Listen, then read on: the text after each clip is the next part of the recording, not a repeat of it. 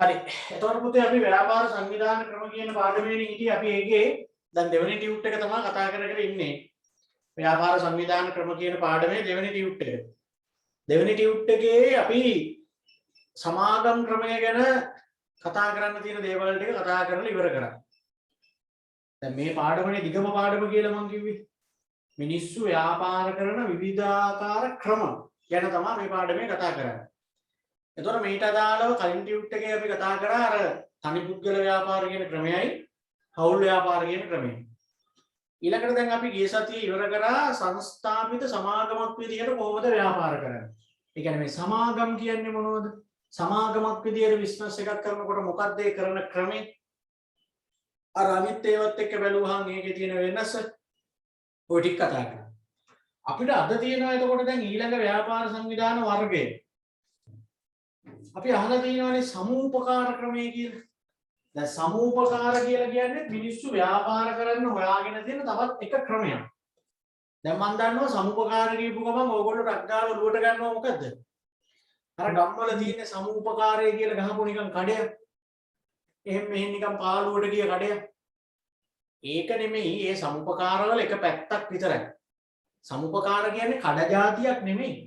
සමුපකාර කියන්නේ අර සමාගම් ක්‍රමය, හවුල් ව්‍යාපාර ක්‍රමය වගේ ව්‍යාපාර කරන්න මිනිස්සු හොයාගෙන තියෙන තවත් එක ක්‍රමයක්. සමූපකාර ක්‍රමයට කරනවා කියලා තමයි ඒකෙදි කියන්නේ. මේකේ අර අපි කතා කරපු අනිත් ව්‍යාපාර ක්‍රම වලට වඩා පොඩි පොඩි වෙනස්කම් ටිකක් තියෙනවා. 아무තු ක්‍රමයක් මේ. දැන් මෙහෙම ගන්නකො. දැන් අපි මේ පාඩමට අදාළ පළවෙනි ටියුට් එකේ කතා කරන්නේ ව්‍යාපාර සංවිධාන වර්ගීකරණයක් ගැන. අපි වර්ග කරලා පෙන්නුවනේ මේවා. ඒ වර්ග කරද්දී හිමිකාරීත්වය අනුව ව්‍යාපාර වර්ග කරා මතකයි තියෙන්නේ. හිමිකාරීත්වය අනුව. එහෙම හිමිකාරීත්වය අනුව වර්ග කරාම මොකක්ද ආපු කොටස් දෙක? පෞද්ගලික හා පොදු කියලා වань. එතකොට පොඩ්ඩක් මතක නැන් ළමෙක් මට කියන්න ඒ පෞද්ගලික පොදු කියලා වෙන් කරද්දී සමුපකාර ආවේ මොන පැත්තටද? පෞද්ගලික පැත්තටද පොදු පැත්තටද කියන ටක් ගාලා උත්තරය දෙන්න බලන්න. සමුපකාර කියන එක ආවේ මොන පැත්තටද? පෞද්ගලික කියන කොටේද පොදු කියන කොටේද මං අහන්නේ? පෞද්ගලික කොටේනේ ආවේ. එතකොට ආයශරයක් අපි ව්‍යාපාර වර්ග කරා අරමුණ අනුව. අරමුණ අනුව කොටස් දෙකක් ආවා ලාභ අරමුණක් ඇති සහ ලාභ අරමුණක් නැති කියන. ඒ වර්ගීකරණයේදී සමුපකාර ආවේ මොන පැත්තටද? ලාභ අරමුණක් ඇති කියන නැති කොටේද? ලාභ අරමුණක් නැති. නැති කොටේනේ ආවේ. අන්න එතනින්ම තේරෙනවා මෙයා ටිකක් අමුතුයි. දැන් සාමාන්‍යයෙන් අපි දන්නවා පෞද්ගලික කියන කොටේ එන සෙට් එක අරමුණ අනුව ලාභ අරමුණක් ඇති කොටටනේ යන්නේ සාමාන්‍යයෙන්. පෞද්ගලික ප්‍රයිවට් කිව්වහම හැමෝම වගේ ලාභ අරමුණක් තියෙන විදිහටනේ යන්නේ. හැබැයි සමුපකාර කියන කෙනා අමුතුයි. එයා හිමිකාරීත්වය අනුව පෞද්ගලික කියන කොටට ගියාට එයා අරමුණ අනුව යන්නේ ලාභ අරමුණක් නැහැ කියන කොටට. ඒක එයා ටිකක් එතන විශේෂයි. එතකොට පුතේ සමූපකාර කියන ක්‍රමය මෙන්න මේ වචන සෙට් එකෙන් තමයි හැදිලා තියෙන්නේ. සම උපකාර. සම උපකාර කියන එක තමයි ඔය සමූපකාර කියන ක්‍රමයකට මිනිස්සු මේ එක එක බිස්නස් කරන්න හොයාගෙන තියෙන්නේ. මේකෙදි කරන්නේ ළමයි මිනිස්සු සමිතියක් විදිහට එකට එකතු වෙනවා. මොකක් විදිහටද? සමිතියක් විදිහට. කැමැත්තෙන් ස්වේච්ඡාව. කාවවත් බලෙන් ගන්නෑ. අනිත් අය කැමති නම් සමිතියක් විදිහට කට්ටියක් එකතු වෙලා එක එක බිස්නස් කරනවා. සමිතියක් විදිහට එකතු වෙලා ව්‍යාපාර කරනවා. ඒක තමයි සමූපකාර කියන ක්‍රමය. ඔය අනිත් අය කරන ඕනි ව්‍යාපාරයක් ඒගොල්ලෝ කරනවා. හැබැයි මෙතෙන්දි මේගොල්ලෝ එකතු වෙලා තින්නේ සමිතියක් විදිහට. ඒ වගේම තමයි අරමුණ පැත්තෙන් මූලික අරමුණ ලාභෙ නෙමෙයි. ඔයාලා දන්නවනේ අරමුණ අනුව සමුපකාර ගියේ ලාභ අරමුණක් නැහැ කියනකොට. එතකොට මේ සමිතියක් විදිහට එකතු වෙලා යම් යම් ව්‍යාපාර කටයුතු මිනිස්සු කරනවා. හැබැයි අරමුණ ලාභ අරමුණක් නෙමෙයි.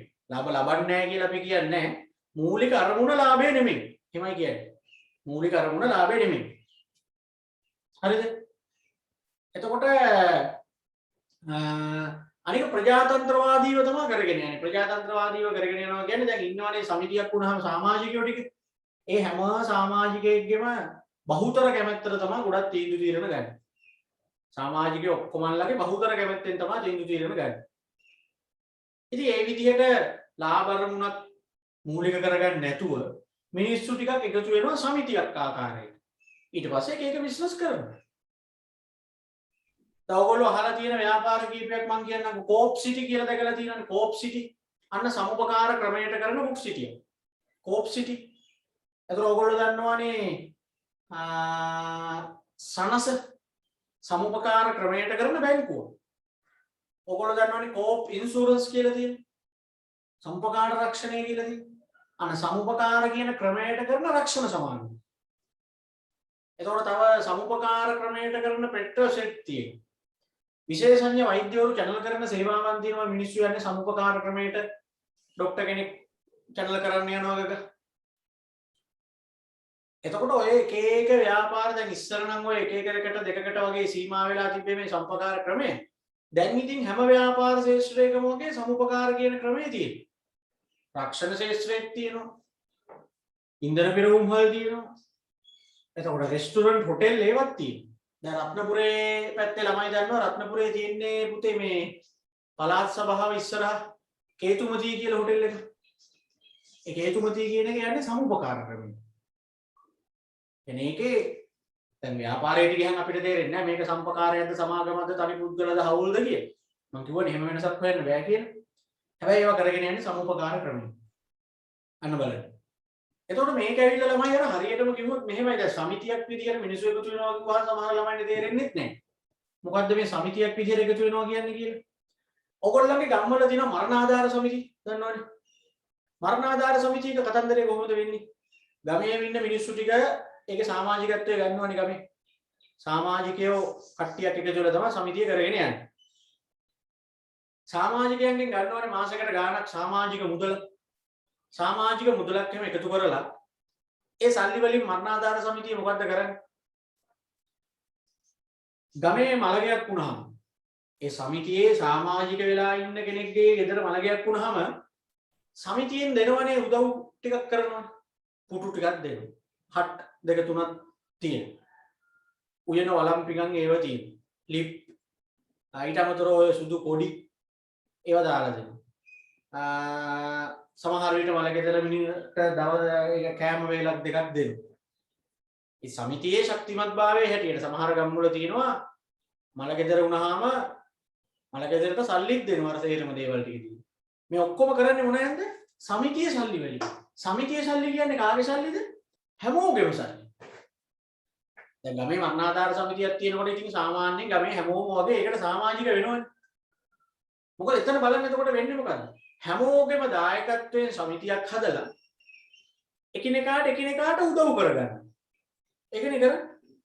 දැන් ගමේ මලගයක් වුණාම අපේ දැන් කාට හරි හිතන්නකො තනියෙන් මේ මලගෙදරට උදව්වක් කරන්න ඕනි.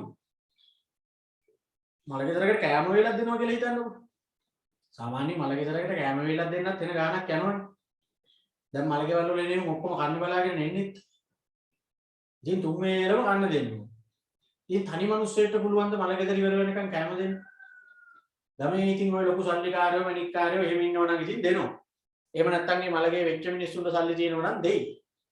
නැත්නම් ඉතින් අමාරු වෙන්නේ මලගයක් වුණාම මිනිස්සු ඒ ඉන්න තත්ත්වෙත් එක්ක ඒවට මුහුණ දෙන්න.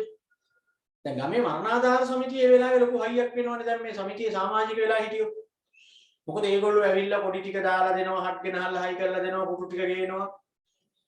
උයන වළං, ලිප්, වාජන, පිඟන් මේ සේරම ටික සමිතියේ තියෙනවා. අර මිනිස්සුන්ගේම සල්ලි වලින් ගත්තු ඒවා. ඉතින් ඒක තමයි මරණාධාර සමිතියක සිද්ධ වෙන්නේ ගමේ. එතකොට ගමේ කවුරු හරි මරණාධාර සමිතිය සමාජික වෙලා නැත්තම් සමිතියෙන් ඒ උදව්ව කරන්නේ නැහැ.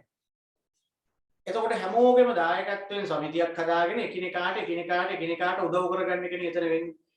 ඒ වගේ තමයි මේ සමුපකාර කියන්නේ අන්න එහෙම සමිතියක් විදිහට මිනිස්සු ටිකක් එකතු වෙනවා. සමිතියක් විදිහට එකතු වෙලා එක බිස්නස් කරනවා. හැබැයි මේ බිස්නස් කරලා හම්බ කරන සල්ලි මේගොල්ලන්ගේ මූලික අරමුණ වෙන්නේ ලාභයක් ගන්න එක නෙමෙයි. ඒ කරන ව්‍යාපාර කටයුත්තෙන් ඒගොල්ලෝ බලාපොරොත්තු වෙන එකිනෙකාට උදව් කරගන්න මේ තමන්ගේ සමාජිකයන්ට උදව් කරන්න. ණය දෙනවා, ඉතිරි කිරීමේ ගිණුම් පවත්වාගෙන යන ඔක්කොම සමාජිකයෝට. හරිද? ආන් ඒ වගේ ක්‍රමයකට තමයි අපි දැන් මේ සමූපකාර ක්‍රමය කියලා කතා කරන්න හදන්නේ. මේ ක්‍රමය ටිකක් අමුතුයි. මේ ක්‍රමයට ව්‍යාපාර කරනවා කියන්නේ ටිකක් අමුතුයි. මොකද සමිතියක් විදියට ස්වේච්ඡාවෙන් තමයි මිනිස්සු එකතු වෙන්නේ. මේකට සමාජික මුදලක් හැටියට තමයි සල්ලි ගන්න. හැබැයි කොටස් නිකුත් කිරීමක් කරනවා. ඒ කොටස් ගත්තාම තමයි සමාජිකත්වයේ දෙන්නේ අර සමාගම් වල වගේ. ඒ වගේම මේවා ප්‍රජාතන්ත්‍රවාදී. මොකද සියලුම සමාජිකයන්ගේ බහුතර කැමැත්තෙන් බහුතර ඡන්දෙන් තමයි හැම තීන්දුව තීරණයක්ම සමුපකාර ක්‍රමයේදී ගන්න. ඉතින් සමාගම් වල කොටස් හිමියන්ගේ ඡන්දෙන්නේ තීරණ ගත්තේ. ඇයි සමාගම් වල ප්‍රජාතන්ත්‍රවාදී කියලා කිව්වේ නැත්තේ? ඇයි සමුපකාර වල විතරක් ප්‍රජාතන්ත්‍රවාදී කියන්නේ? අන්න එතන ප්‍රශ්නයක් තියෙනවා. දැන් සමාගම් වල කොටස් හිමියන්ගේ ඡන්ද බලය මතනේ තීන්දුව තීරණ ගත්තේ. දැන් සමුපකාර වල ඡන්දෙලු තීරණ ගන්න. ඒ ඉන්න සමුපකාර ප්‍රජාතන්ත්‍රවාදී. එහෙනම් සමාගම් වලට අපි ප්‍රජාතන්ත්‍රවාදී කිව්වේ නෑ. ඇයි? ඒකට හේතුව මේකයි. සමාගම් වල ඕගොල්ලන්ට මතක ඇති එක කොටසකට එක ඡන්දයක් හම්බ වෙනවා. සමාගම් වල මොකද කේස් එක? එක කොටසකට එක ඡන්දයක්. එතකොට කොටස් වැඩිපුර ගන්න ඡන්ද බලය වැඩි. සමාගම් ක්‍රමය එහෙමයි. හැබැයි සමුපකාර ක්‍රමයේදී එක සමාජිකයෙකුට එක ඡන්දයක්. කොටස් කොච්චර ගත්තත් ඉන්නේ 20යි නම් ඒ 20 දෙනාට ගානට එක්කෙනාට එක ගාන ඡන්ද 20යි දෙන්නේ. එතකොට ඉතින් බහුතර කැමැත්තට තීන්දුව ගන්න එක ප්‍රජාතන්ත්‍රවාදී. දාතන ප්‍රජාතන්ත්‍රවාදී බවක් නැහැ ඡන්දෙන් තීරණ ගත්තට. ඇයි ප්‍රජාතන්ත්‍රවාදී නැහැ කියන්නේ? ඉතින් කොටස් වැඩිපුර ගත්ත එකට එතන වැඩි බලයක් යනවා. එක කොටසකට එක ඡන්දයයි. එතකොට කොහොමත් ඉතින් අර සුළු කොටස් හිමියන්ට ඒවා තීන්දුව තීරණ වලට බලපෑමක් කරන්න හයියක් නැහැ. සම්පකාරවල එහෙම බෑ. සම්පකාර ක්‍රමයේදී හැම සමාජිකයෙකුටම එක ඡන්ද බලයක් තියෙනවා. ඔන්න ඔය වගේ ක්‍රමයක් තමයි අපි මේ සමූපකාර කියලා දැන් කතා කරන්න හදන්නේ. ගන්නකො ටියුබ් එක. සිය ආර්ථික සමාජ හා සංස්කෘතික අපේක්ෂා ඉටු කර ගැනීම සඳහා එහෙනම් ඉතින් ස්වේච්ඡාවෙන් ඒකරාශී වූ ස්වාධීන සංගමයක් මෙන්ම සාමූහිකව පාලනය වන ප්‍රජාතන්ත්‍රවාදීව පාලනය වන ව්‍යාපාරයක. මේකේ තියෙන විශේෂත්වය තමයි ස්වේච්ඡාවෙන් එකතු වෙච්ච මිනිස්සු කට්ටිය ඒ වගේම ප්‍රජාතන්ත්‍රවාදී පාලනයක් එක්ක තමයි වැඩේ කරගෙන යන්නේ. නිර්වචනය දීලා තියෙනෙත් ඒකමනේ. ඊළඟට අපෙන් අර හැම එකකම ඇහුවා වගේ සමුපකාර ක්‍රමයේ තියෙන සුවිශේෂී ලක්ෂණ මොනවාද අහන්නේ. දැන් හැම එකේම අපි ඕක කතා කරන්නේ. දැන් සමාගම් ක්‍රමයේදීත් කතා කරා. සංස්ථාපිත සමාගම් වල සුවිශේෂී ලක්ෂණ කියලා කතා කරේ. ඕගොල්ලෝම මට උත්තර දුන්නේ.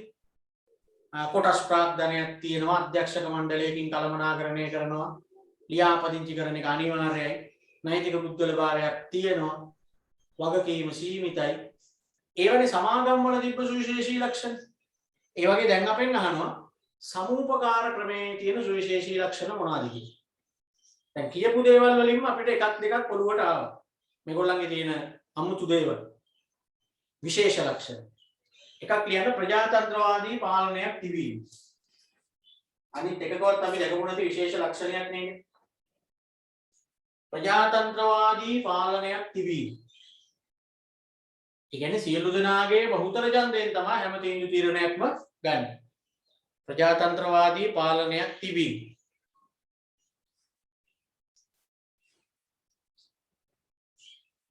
මූලික අරමුණ ලාභය නොවීම. මූලික අරමුණ ලාභය නොවීම. මූලික අරමුණ ලාභය නොවීම. මූලික අරමුණ ලාභය නොවීම.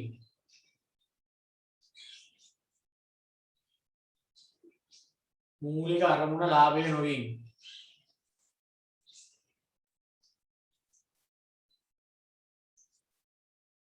එකත් විශේෂ ලක්ෂණයක් නේ. අපි කතා කරපු අනිත් හැම එකේම ලාභයනේ අරමුණ. කොටසක අගය වෙනස් නොවීම. කොටස් වල අගය වෙනස් වෙන්නේ නැහැ. එකම ගාන. කොටසක අගය වෙනස් නොවීම. කොටසක අගය වෙනස් නොවීම. කොටසක අගය වෙනස් නොවීම.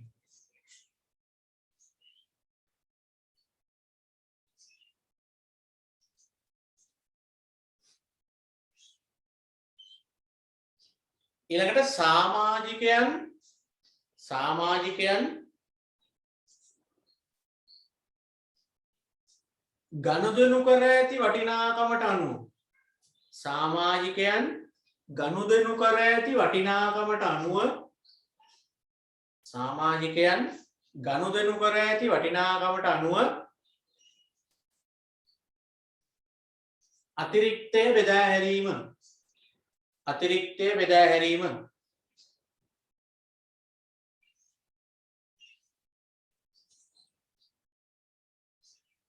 අතිරික්තය බෙදා හැරීම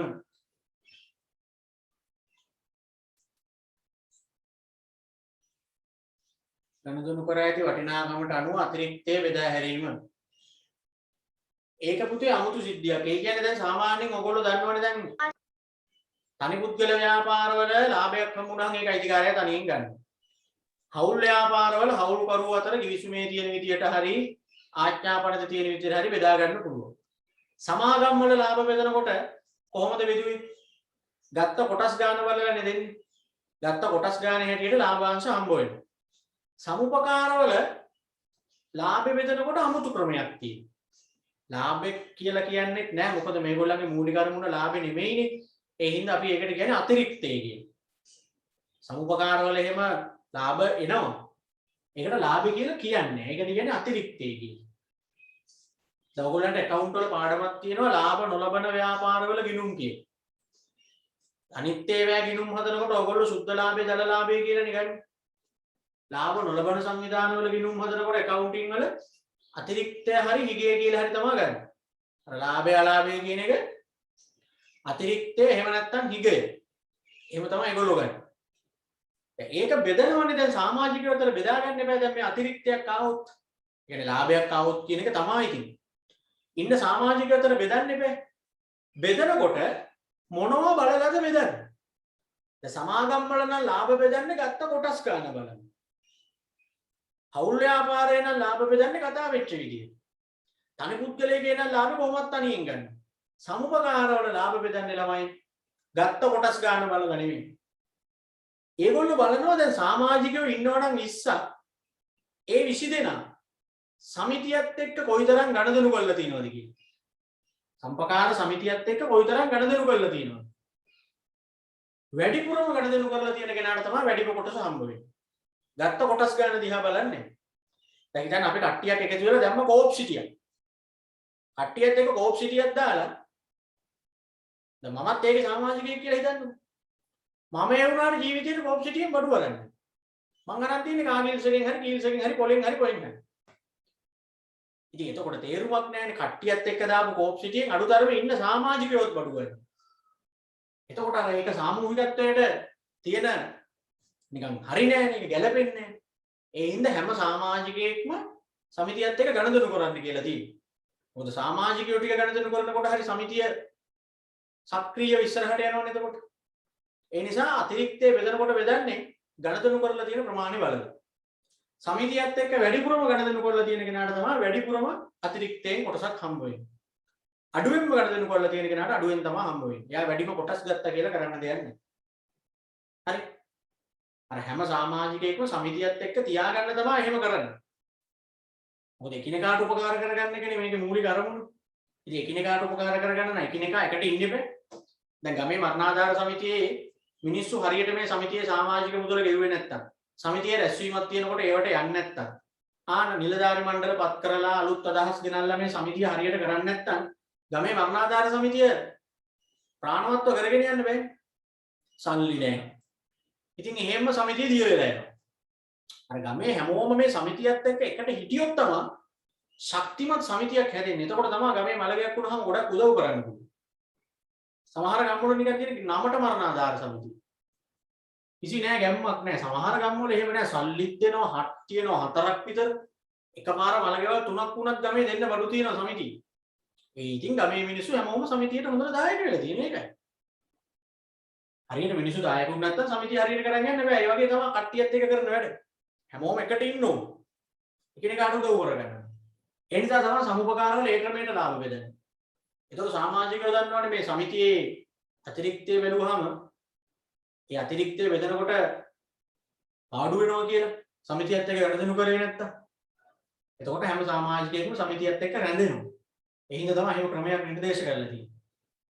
ඒක මෙයාගේ විශේෂ ලක්ෂණය. ලාභ බෙදන්නේ අනිත් අය බෙදනවා වගේ නෙමෙයි.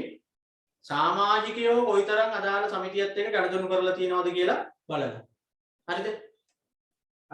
තව විශේෂ ලක්ෂණයක් කියන්නේ ගනුදෙනුකරුවන්ට අයිතිය හිමි වන ව්‍යාපාරයක් වීම. ගනුදෙනුකරුවන්ට අයිතිය හිමි වන ව්‍යාපාරයක් වීම. ගනුදෙනුකරුවන්ට අයිතිය හිමි වන ව්‍යාපාරයක් වීම. ගනුදෙනුකරුවන්ට අයිතිය හිමි වන ව්‍යාපාරයක් වීම. හරියටමයි ඉතින් දැන් සමිතියේ සමාජිකයෝ සමිතියත් එක්ක ගනුදෙනු කරන්න එපා කීයක් හරි ගන්නන. මේක තමයි ගනුදෙනුකරුවන්ට අයිතිය හිමි වෙනවා කියන්නේ. හරි. දැන් අපි ලිව්වා ප්‍රජාතන්ත්‍රවාදී පාලනයක් තියෙනවා. මූලික අරමුණ ලාභ නෙමෙයි. කොටසකගේ වෙනස් වෙන්නේ නැහැ. සමාජිකයෝ ගනුදෙනු කරලා තියෙන විදිහ දිහා බලලා තමයි අතිරික්තය බෙදන්නේ. ඊට දැන් කිව්වා ගනුදෙනුකරුවන්ට අයිති හිමි වෙන ව්‍යාපාරයක් කියලා. හරි. හරි. ඒ ඇති සුවිශේෂී ලක්ෂණ ටික. ආවේනික ලක්ෂණ කිව්වත් හරි, සුවිශේෂී ලක්ෂණ කිව්වත් හරි, සමුපකාරවල විතරක් දකින්න තියෙන අමුතු ලක්ෂණ. ඊළඟට පුතේ සමුපකාර ව්‍යාපාරය තුල තියෙනවා දැන් මේ සමුපකාර කියන ක්‍රමේ හඳුන්වලා දීලා තියෙන්නම අර මිනිස්සු සමගියෙන් තම තමන්ට උපකාර එකිනෙකාට උපකාර කරගන්න සංකල්පයක් එක්කනේ. ඒතර මේගොල්ලන්ගේ තේමා පාඩ ගත්තොත් මේ සමුපකාර ශේෂ්ත්‍රයට අදාළව ඒගොල්ලෝ හදාගෙන තියෙන තේමා පාඩ තමයි එකක් තමයි එකා සැමටත් සැම එකාට. කියන්නේ සමුපකාර ක්‍රමයට සම්බන්ධ එක එක ව්‍යාපාරවල තේමා පාඩ මම මේ කියන්නේ. ඒ තේමා පාඩ වලින් ඇඟ වෙනවා මේ අර සාමූහික බවත් එක්ක එකිනෙකාට උදව් කරගනිමින් යන කතන්දරයක් කියලා. එකා සැමටත් සැම එකාට.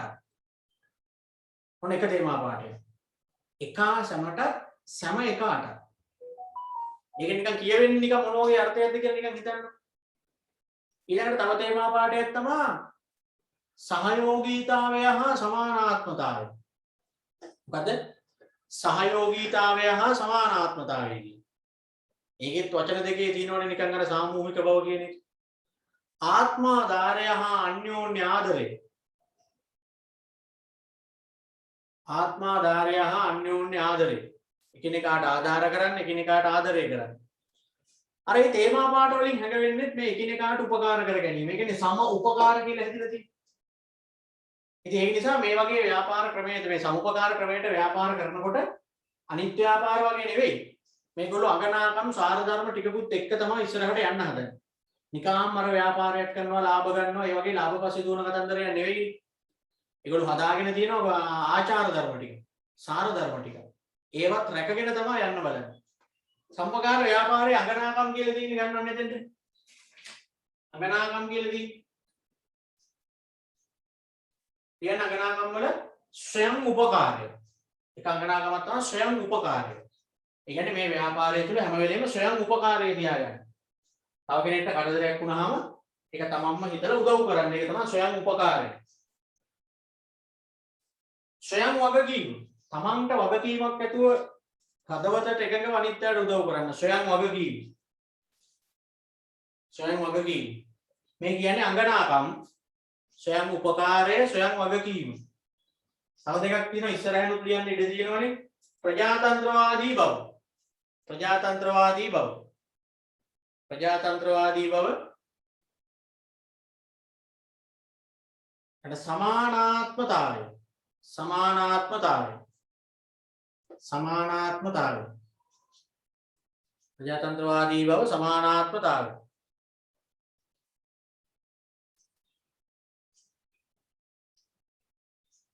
ඒ ඇවිල්ලා අර සමුපකාර කියන ක්‍රමයට ව්‍යාපාර කරනකොට හදාගෙන තියෙන අංගනාකම් ටික.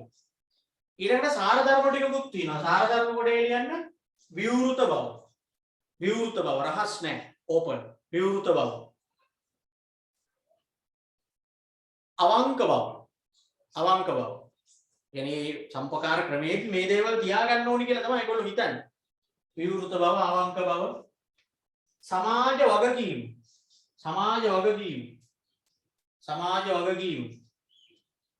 සමාජ වගකීම, අන්‍යයන් ගැන සැලකීම, අන්‍යයන් ගැන සැලකීම, අන්‍යයන් ගැන සැලකීම.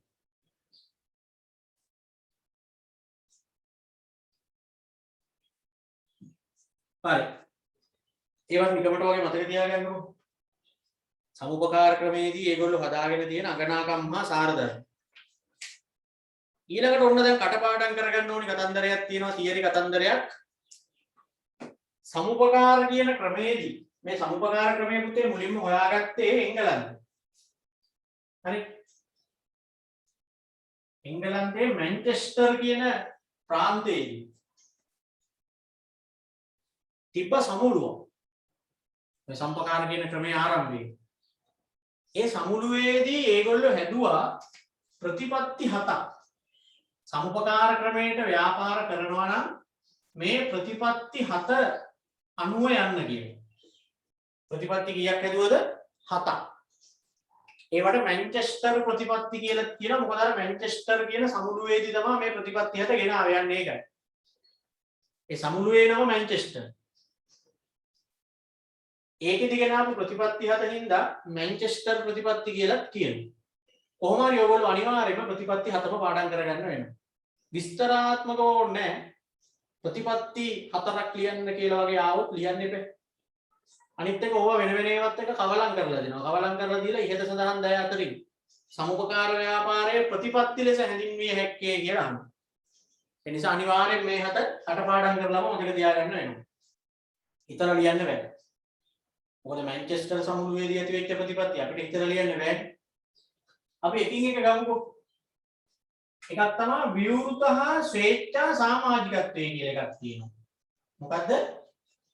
විවෘත හා ස්වේච්ඡා සමාජිකත්වය. මොකක්ද ඒකේ තේරුම? විවෘත හා ස්වේච්ඡා සමාජිකත්වයක් තියෙන්න ඕනලු සමුපකාරවල. මම අහන්නේ මොකක්ද ඒකේ තේරුම? තේරුම මේකයි. සමුපකාර ක්‍රමයේදී ව්‍යාපාර කරනකොට ඕනි කෙනෙකුට එන්න පුළුවන්. මේකට සම්බන්ධ වෙන්න පුළුවන් ඇවිල්ලා විවෘතයි. හරි. කිසිම ભેදයක් නැහැ. සිංහලද දෙමළද මුස්ලිම්ද ඉගෙනගෙනද නැද්ද එහෙම බෑ. ලිංග ભેදයක් වර්ණ ભેද අනම්මනම් මුකුත් නැහැ. ඒක තමයි විවෘතයි කියන්නේ. සම්පකාර ක්‍රමේ හැමෝටම විවෘතයි. අනික ස්වේච්ඡා. ස්වේච්ඡා කියන්නේ කාමවත් බලෙන් ගන්නෙත් නැහැ, බලෙන් අයින් කරන්නෙත් නැහැ. කැමති නම් විතරක් සම්බන්ධ වෙන්න. සම්පකාර ක්‍රමයට ව්‍යාපාර කරනකොට එහෙමයි.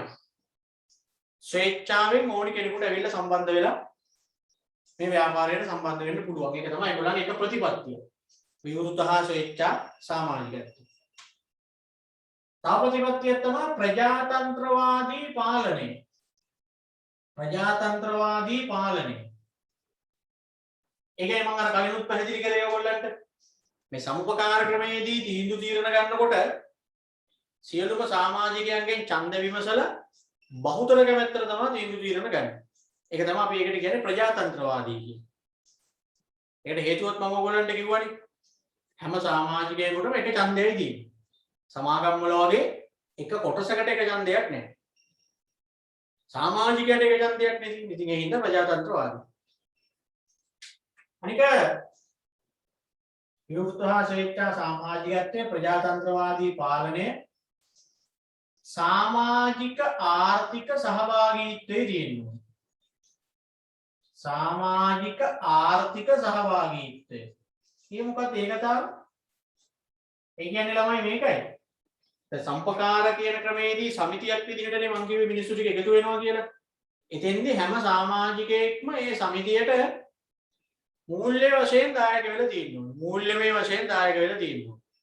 අපේ වචනෙන් කියනවා නම් හැමෝම ඒ සමාජික මුදල හරියට ගෙවලා තියෙනවා. සම්පකාර සමිතියේ කොටස් අරගෙන සමාජික මුදල හරියට පියවලා තියෙනවා. ඒක තමයි සමාජික ආර්ථික සහභාගීත්වයක් තියෙනවා කියන්නේ. සමාජිකයෝ ආර්ථික වශයෙන් සහභාගී විය යුතුයි කියන්නේ. හරිනේ? දැන් ඔන්න ප්‍රතිපත්ති තුනක් කතා කරා. මොනවාද? විවෘත හා ස්වේච්ඡා සමාජිකත්වයක් තියෙන්න ඕනි. ප්‍රජාතන්ත්‍රවාදී පාලනයක් තියෙන්න ඕනි. සමාජික ආර්ථික සහභාගීත්වයක් තියෙන්න ඕනි. මොකද? සමාජික ආර්ථික සහභාගීත්වයක් තියෙන්න ඕනි. ඒ කියන්නේ හැමෝම සමාජික මුදල ගෙවන්න ඕනි කියන එක තමයි. ඊළඟට ස්වෛරීභාවය හා නිදහස. ස්වෛරී බව හා නිදහස. මොන තව ප්‍රතිපත්තියක්. ඒ කියන්නේ පුතේ මෙහෙමයි. දැන් සමුපකාර සමිති වලට කාගේවත් බලපෑමක් එන්න බෑ කියන එක. කවුරුවත් මේවට ඇඟිලි ගහන්න බෑ. කාගේවත් බලපෑමට යටත් වෙන්නේ නැහැ. ස්වෛරී භාවය හා නිදහස තියෙන්න ඕනි කියන්නේ ඒකයි. දැන් කාගෙන් උදව් ගත්තත් කමක් නැහැ. එහෙමයි කියන්නේ. ඕනි කෙනෙකුට පුළුවන් සමුපකාර සමිතියට උදව් කරන්න. උදව් කරා කියලා බලපෑම් කරන්න බෑ. දැන් මිනිස්සු මෙහෙමනේ. තව මිනිහෙකුට උදව්වක් කරන්නේ ගොඩක් වෙලාවට ඒ උදව්ව කිරීම හරහා ඒ පුද්ගලයාට පස්සේ බලපෑමක් කරන්න හිතාගෙන මොනවා හරි උදව්වක්වත් ගන්න බලාගෙන ඉන්නේ තව මිනිහෙක්ට උදව් කරන්නේ. ඒ කියන්නේ බලපෑමක් කරන්න බලාගෙන කියලා කියන්නේ. ගොඩක් මිනිස්සු එහෙමයි. අවංකවම හිතලා උදව්වක් කරන්න ඕනි කියන චේතනාවෙන්ම උදව්ව කරනව නෙවෙයි. මොනවා හරි දෙයක් Tamanටත් කරගන්න බලාගෙන තමයි මේ උදව්ව කරන්නේ. ඉතින් උදව් කරලා ඉවර වෙලා පස්සේ දැන් අපිට මොනවා හරි අවස්ථාවක ගොඩාක් උදව් කරපු මිනිස්සෙක් යම් කිසි වෙලාවක ඒ මිනිස්සයා අපිට මොනවා හරි කරලා දෙන්න කියලා කිව්වහම දැන් අපිට බෑ කියන්න බෑනේ. ඇයි ඉතින් ගොඩක් උදව් කරලා තියෙනවා. අන්න ඒකනේ අර කියන්නේ බලපෑම් කරනවා කියන මුලින් උදව් කරලා පස්සේ ඒක බලපෑමක් කරනවා කියන්නේ. අපිට තරහ වෙන්න බෑ කියන්න බෑ අර මිනිස්සයා කරලා දෙන උදව්ව හින්දා. මිනිස්සු පන්සලකට උනත් උදව් කරන්නේ මොනවා හරි කරගන්න බලාගෙන. දැන් බලන්න ලොකු සල්ලි තියෙන මිනිස්සු. නැති ඇමතිවරු. හැමෝම වගේ ගිහිල්ලා උදව් කරන්නේ මොන වගේ පන්සල් වලටද? අර ලොකු පන්සල් වලටනේ. අර මහානායකලා, අනුනායකලා, සංඝනායකලා, අධිකරණ සංඝනායකලා අන්න ඒ වගේ හාමුදුරුවෝ ඉන්න නම ගිය පන්සල් වලට තමයි හැම සල්ලිකාරයෙක්ම ගිහිල්ලා උදව් කරන්නේ. බලන්න නිතරම ටීවී එකේ පෙන්නන්නේ අර ඒ අස්කිරි පාර්ශවයේ මල්වතු පාර්ශවයක අර යන්නේ ජනාධිපතිත් යනවා, අගමැතිත් යනවා, විපක්ෂ නායකත් යනවා, මුදල් ඇමතිත් යනවා, සේරම එතෙන්ටමයි යන්නේ. අනික දැන් ඕනිම තැනක ඉතින් මොකක් හරි ලොකු සල්ලිකාරයෙක් උදව්වක් කරලා තිබ්බොත් බලනකොට ඒකත් වෙන ලොකු පන්සල්. අර ගමේ පන්සල තියෙනවා හාමුදුරුවන්ට දාන ටික වන්නේ. හරියට ගාන්ට අර ගුණක්. චෛත්‍යයක් නේ. වනශාලාවක් නේ. ඒකට එකෙක්වත් උදව් කරන්නේ නැහැ. ගමේ ඉන්න මිනිහක් ගිහිල්ලා තව මෙතන ලොකු පන්සලට තමයි ගිහිල්ලා සිමෙන්ති කොටයක් හරි දීලා. ඒ මොකක්ද එතන තියෙන කේස් එක? ඒ ඇවිල්ලා ඔය පන්සලට උනත් උදව් කරන්නේ අර ටිකක් යම් පවර් එකක් තියෙන හාමුදුරුවෝ ඉන්න පන්සල් වලට තමයි ඔය ගිහිල්ලා ලොකු බිස්නස් කරන්නේ උදව් කරන්නේ. පවර් එකක් තියෙන හාමුදුරුවෝ කියන්නේ නිකන් මොනවා හරි දෙයක්කට කරගන්න පුළුවන් හාමුදුරුවෝ ඉන්නේ. ඒ කියන්නේ අධිකරණ සංඝනායක. අන්න ඒ වගේ නිකන් පට්ටමක් තියෙනවනම් ඒ වගේ අය ලව්ව මොනවා හරි කරවගත්තා. මැති ඇමති කෙනෙක් ගාවට යන්න, මැති ඇමතිවරුන්ගෙන් කරව ගන්න තියෙන දෙයක් හාමුදුරුවෝ කරව ගන්න. හදිසියෙ පොලිසිය උසාවියේ කේස් එකක් ආවත් පොඩ්ඩක් හාමුදුරුවෝ මෙදිහත් වෙලා සේව් කරගන්න. එහෙම පුළුවන් හාමුදුරුවෝ ඉන්න පන්සල් වල තමයි එහෙම උදව් කරන්නේ. අර ගමේ පන්සලේ හාමුදුරුවෝ ඕනි වෙන්නේ පාන්සකුලයක් දෙන්න වගේ දෙයකට විතරනේ. ඉතින් ඔය ඉඳලා හෙටලා දාන ඩිංගක් දෙනවා එච්චරයි. වෙන මුකුත් පන්සල උදව් කරන්නේ නැහැ. එනි මිනිස්සු පන්සලකට උනත් උදව් කරන්නේ බලපෑමක් කරන්නේ ඊට පස්සේ. හාමුදුරන්ට බෑ කියන්න බෑනේ. ඒ ඉතින් පන්සලේ තනිකර චෛත්‍ය හදලා දුන්නේ මේ මිනිස්සයා. එතකොට ඒ මිනිස්සයා හාමුදුරන්ගේ මොකක් හරි උදව්වක් කෙළුවා හාමුදුරන්ට බෑ කියන්න බෑ. ඒකනේ දැන් ඔය දේශපාලඥයන්ව සුද්ධ කරන්නේ. මැති ඇමතිවරුන්ව සුද්ධ කරන්න හාමුදුරු සෙට් එකක් ඉදිරිපත් වෙලා තියෙන්නේ. දැන් වෙන එකක් ඕනේ අර කැලණිය පන්සලේ ලොකු හාමුදුරුවෝ දැක්කනේ කඩේ ගියේ හැටි. ඡන්දෙට නායක මතු වුණා විශාල සද්දයක් ආවක අමූලික බොරු කී මිනිසුන්ට පන්සලකට තියෙන ගෞරවයත් එක්ක දැන් නැති වෙලා තියෙනවා ඒ හින්දා. ඊට අමතරව තව ඉන්නවා හාමුදුරු සෙට් එකක් මොකක් හරි නිකන් රජයට දෝෂාරෝපණයක් එල්ල වෙනකොට ඊට රෙහිව මොකක් හරි කියාගෙන කෑ ගහනවා. වෙන මිනිසුන්ට කරදරයක් වුණාම රටට කරදරයක් වුණාම මේ හාමුදුරුවෝ පේන්නවන්නේ. දේශපාලඥයන්ගේ කුණු හොදන්න එනවා ඉස්සරහට මාධ්‍ය ඉස්සරහට. ඔය දේශපාලන පක්ෂ දෙකටම කඩේ යන හාමුදුරු ගොල්ලක් ඉන්නවා. ඒ මොකද ඒ දේශපාලඥයෝ උනත් කරන්නේ ඒ වගේ පන්සල් වලට උදව් කරලා ඒ හාමුදුරුන්ට උදව් කරලා තමන්ගේ වාසියට පස්සේ පාවිච්චි කරගන්න. තමන්ගේ වාසියට ඒ හාමුදුරුවෝම යොදා ගන්න එකනේ කරන්නේ. මොකද සංඝ රත්නය කියන්නේ මිනිස්සු දැන් මේක බුද්ධ ආගමනේ වැඩිපුර තියෙන ලංකාවේ. මිනිස්සුන්ට ආගම කියන හැඟීම තියෙනවනේ. ඒකෙන් ප්‍රයෝජන ගන්න එකනේ ඔය කරන්නේ. හාමුදුරුවරුන්ට උදව් කරලා ඒ හාමුදුරුවරු හරහා තමන්ට උදව්වක් කරවගන්න. කොහෙත් ඕක තමයි තියෙන්නේ. මිනිස්සු උදව්වක් කරන්නේ පස්සේ යමක් බලාපොරොත්තු වෙයි. පස්සේ බලපෑමක් කරන්න බලාගෙන. ඉතින් සමුපකාරවලදී ඒගොල්ලෝ ප්‍රතිපත්තියක් හදාගෙන දිනනවා. කවුරු උදව් කරත් කමන්නේ. සම්පකාර සමිතියට ඕනි කෙනෙකුට පුළුවන් උදව් කරන්න. කවුරු උදව් කරත් කමන්නේ. හැබැයි සමිතියේ වැඩවලට ඇඟිලි ගහන්න බෑ. සම්පකාර සමිතියේ දේවල් වලට මැදිහත් වෙන්න ඇඟිලි ගහන්න බලපෑම් කරන්න බෑ කියන්නේ. ඒ තමයි ස්වෛරී බව හා නිදහස කියලා කියන්නේ. අන්න ප්‍රතිපත්ති හතරයි. විවෘත හා ස්වේච්ඡා සමාජිකත්වය, ප්‍රජාතන්ත්‍රවාදී පාලනය, සමාජිකයන්ගේ ආර්ථික සහභාගීත්වය, ස්වෛරී බව හා නිදහස. ඊළඟට සමුපකාර සමිති අතර සහයෝගීතාවය. සමුපකාර සමිති අතර සහයෝගීතාවය. ඒ මොකද ඒක තමයි. ඒ කියන්නේ දැන් සමුපකාර සමිති විදිහට එක එක විදිහට එක එක ව්‍යාපාර කරගෙන යනවනේ. ඒ කොයි විදිහට ව්‍යාපාර කරත් මේ හැමෝම සහයෝගයෙන් යනවා කියලා තමයි ඒගොල්ලන්ගේ ප්‍රතිපත්තිය තියෙන්නේ. දැන් පෞද්ගලික අංශය තුල එහෙම නැහැනේ සාමාන්‍යයෙන් නිකන් අනිත් ඔය ව්‍යාපාරවල. එකම අයිතිකාරයාගේ ව්‍යාපාර දෙක තුනක් වුණත් ඒවා අතරත් තරගයක් තියෙනවා. අපි දැකලා තියෙන හිටපු ගමන් එකම අයිතිකාරයාගේ බස් රේස් යනවා පාර. එහෙම තමයි ඒවා තරගකාරීත්වය. දැන් සමුපකාර ක්‍රමයට කරනකොට ඒගොල්ලෝ කියනවා සමුපකාර ක්‍රමයට කරන ව්‍යාපාර කොච්චර තිබ්බත් ඒ හැමෝම සහයෝගයෙන් වැඩේ කරගෙන යනවා කියන ප්‍රතිපත්තියක් හදාගෙන තියෙනවා. සමිතිය අතර සහයෝගීතාවය. ඊළඟට සමුපකාර අධ්‍යාපනය හා පුහුණුව.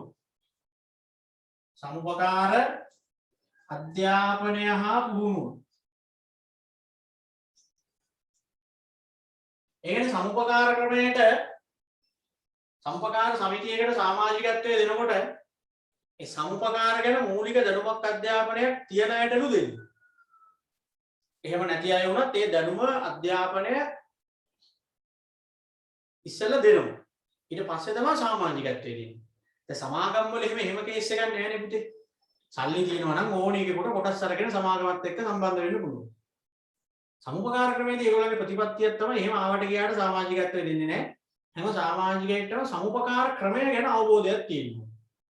සම්පකාර කියන ක්‍රමය ගැන දැනුමක් අවබෝධයක් තියෙන්න ඕනේ කියන්නේ. දැන් සමාගම් ගැන දැනගන්න ඕනේ නැහැ නේ සමාගම් වල කොටස් ගැන. සමාගම් ගැන දැනගන්නේ කොමර්ස් ඉගෙන ගන්න ළමයි. දැන් සයන්ස් ඉගෙන ડોක්ටර් කෙනෙක් වෙලා එයාට සල්ලි ගොඩක් තියෙනවා නම් එයාට බෑද ෂෙයා මාකට් එකේ ගිහින් අරදෙනු කරන්න. එයාට බෑද කම්පැනි එකේ ෂෙයාර්ස් ගන්න පුළුවන්. සමාගම් ගැන දැනගන්න ඕනේ නැහැ සමාගම් වල කොටස් ගන්න. හැබැයි සමුපකාර සමිතිය වලට සම්බන්ධ වෙන්න නම් සමුපකාර ගැන මූලික අධ්‍යාපනයක් ඕනි කියලා කියනවා. සමුපකාර ගැන. 6යි. අන්තිම එක තමයි පරිසරය හා සමාජය පිළිබඳ සැලකීම. සමුපකාර ක්‍රමයේදී ඒගොල්ලෝ මූලික වශයෙන් ප්‍රතිපත්තියක් විදිහටම හදාගෙන තියෙනවා. ඒ ව්‍යාපාර කටයුත්ත මොකක් වුණත් පරිසරය ගැන සමාජය ගැන සැලකිල්ලෙන් කරන්න ඕනේ. සම්පකාර ක්‍රමයට පටන් අරගෙන කරන ව්‍යාපාරය මොකක් වුණත් පරිසරය ගැන සමාජය ගැන සැලකිලිමත් වෙලා කරන්න කියලා තමයි ප්‍රතිපත්තියක් හදාගෙන තියෙන්නේ. ඔන්න සමුපකාර ක්‍රමය හා සම්බන්ධ ප්‍රතිපත්ති කීයද ඔක්කොම 7යි. විවෘත හා ස්වේච්ඡා සමාජිකත්වය, ප්‍රජාතන්ත්‍රවාදී පාලනය, සමාජික ආර්ථික සහභාගීත්වය, ස්වෛරී බව හා නිදහස, සම්පකාර සමිතිය අතර සහයෝගීතාවය, සම්පකාර අධ්‍යාපනය හා පුහුණුව, පරිසරය හා සමාජය ගැන සැලකිල්ල. අපි බලමු. ස්වේච්ඡා හා විවෘත සමාජිකත්වය. ජාති ආගම් කුල වර්ණ හෝ ලිංග ભેදයකින් තොරව ස්ව කැමැත්ත පරිදි නිදහස් සමාජිකත්වයේ ලැබීමට හැකි බව හා තමන් කැමති ඕනෑම අවස්ථාවක ව්‍යාපාරයෙන් ඉවත් වී යාමට හැකියාව ඇති බව දක්වන මූලධර්මයයි. ඕනි වෙලාවක කිසිම ભેදයක් නැතුව මේකේ සමාජිකත්වය ගන්න පුළුවන්. ඒ වගේම බැරි නම් යන්න පුළුවන්. ප්‍රජාතන්ත්‍රවාදී පාලනය කියන්නේ සමුපකාර ව්‍යාපාරයේ අයිතිකරුවන් වන සමාජිකයන්ගේ වැඩි දෙනාගේ කැමැත්ත මත ව්‍යාපාරය පාලනය විය යුතු බව මෙයින් අදහස් වේ. සමාජිකයන්ගේ වැඩි ඡන්දයෙන් කාරක සභාවටද කාරක සභාවේ ඡන්දයෙන් මහ සභාවටද මහසභාවේ වැඩි ඡන්දයෙන් අධ්‍යක්ෂක මණ්ඩලයේද නියෝජිතයන් පත් කිරීම. හරි. ප්‍රජාතන්ත්‍රවාදී පාලනය. යට සමාජික ආර්ථික සහභාගීත්වය කියලා තියෙනවා. ඒකත් මම කිව්වා හැම සමාජිකයෙක්ම සමාජික මුදල ගෙවලා තියෙන්න ඕනි කියලා නේ කියන්නේ. සමුපකාර සමිතියක ප්‍රාග්ධනයට සමාජිකයන් සාධාරණ අයුරින් දායක වේ. සමාජිකත්වයේ කොන්දේසියක් ලෙස ප්‍රාග්ධනයට යම් ගෙවීමක් කරන්නේ නම් ඒ සීමිත විය යුතුයි. විස්තර ටික නිකන් දීලා තියෙන ඒවත් එක කටපාඩම් කරගන්න ඕනේ නැහැ. ප්‍රතිපත්ති හත මේ වගේ ටක් ගාලා මතකෙන් ලියා ගන්න පුළුවන් නම් හරි. ස්වෛරීභාවය හා නිදහස කියලා මම අර කිව්වේ කවුරු කාගෙන් උදව් ගත්තත් සම්පකාර සමිතියට ඒවට බලපෑම් කරන්න කාටවත් බැහැ. යට අධ්‍යාපනය හා පුහුණුව ගැන සම්පකාර සමිතිය වල සමාජිකත්වයේ ගන්න නම් සමුපකාර පිළිබඳව මූලික දැනුමක් අධ්‍යාපනයක් තියෙනවා. සමුපකාර සමිතිය අතර සහයෝගීතාවය. සම්පකාර සමිතිය ඔක්කොම මොන විදිහේ ව්‍යාපාර කටයුතු කරත් සහයෝගයෙන් යනවා. සමාජය හා පරිසරය ගැන සැලකිලි. ඔන්න පුතේ කටපාඩම් කරලා හරි මතක තියාගන්න. දවල්වල සමහර තැන්වල මම ගොඩාක් කියනනේ කටපාඩම් කරන්න එපා ඒවා හිතලා ගන්න කියන්නේ. මේවා හිතලා ගන්න බෑ. මේවා මේ ජාත්‍යන්තර වශයෙන් පිළිගත් සම්පකාර ප්‍රතිපත්ති. ලංකාවට විතරක් ආවේනික වෙච්ච ඒවා නෙවෙයි. සම්පකාර කියන ක්‍රමය වෙන රටවල් වලත් තියෙනවා. ඒ හැමෝටම බලපාන ප්‍රතිපත්ති හත තමයි ඔය හත. එංගලන්තයේ මැන්චෙස්ටර් කියන සමුළුවේදී ඇති කරගත්ත ප්‍රතිපත්ති හත. බටහිර රටවල් වල තමයි මේ ක්‍රමය මුලින් පටන් ගන්නේ. මේ සම්පකාර කියන ක්‍රමය. හරි. ඔන්න ඉතින් සම්පකාර කියන ක්‍රමෙත් හරි. සම්පකාර කියන ක්‍රමයේදී අපි දැන් දැක්කා මේක අමුතු ක්‍රමයක්. සමිතියක් විදිහට තමයි කට්ටිය එකතු වෙන්නේ. මූලික අරමුණත් ලාභෙ නෙමෙයි. ලාභ බෙදන්නේ අමුතු විදිහකට. ඒ කියන්නේ සමාජිකයා ගණදෙනු කරන විදිහ බලලා තමයි ලාභ බෙදන්නේ. ප්‍රතිපත්ති හතක් එක්ක තමයි මේගොල්ලෝ ඉස්සරහට යන්නේ. හරි. අපෙන් අහනවා සම්පකාර ක්‍රමයේ වාසි සහ සීමා කියලා එහා පැත්තේ දීලා තියෙනවා. මෙතන මෙහෙමයි දැන් වාසි කියලා උතන යම් යම් කරුණු ටිකක් පුතේ දීලා තියෙනවා. සම්පකාර කියන ක්‍රමයේ තියෙන වාසි කියන. දැනට ඕගොල්ලන්ට තේරිච්ච විදිහට. මේ සමුපකාර ගැන දැන් මේ උගන්වපු දේවල් අනුව පොඩි පොඩි දේවල් ටිකක් දැන් වැටහෙන්නේ නැතිනේ. ඒ වැටහිච්ච තේරිච්ච දේවල් අනුව ඔයා නිකන් මට ඔයාගේ පෞද්ගලික උත්තරේ මට කියන්න ව්‍යාපාරයක් හැටියට ගත්තාම බිස්නස් එකක් හැටියට ගත්තාම සමුපකාර කියන ක්‍රමය ගැලපෙනවද නැද්ද? ව්‍යාපාරයක් ලෙස සැලකුව විට මං අහන්නේ මේ ක්‍රමේ ගැලපෙනවද එච්චර නැත්නම් ගැලපෙන්නේ නැහැ වගේ.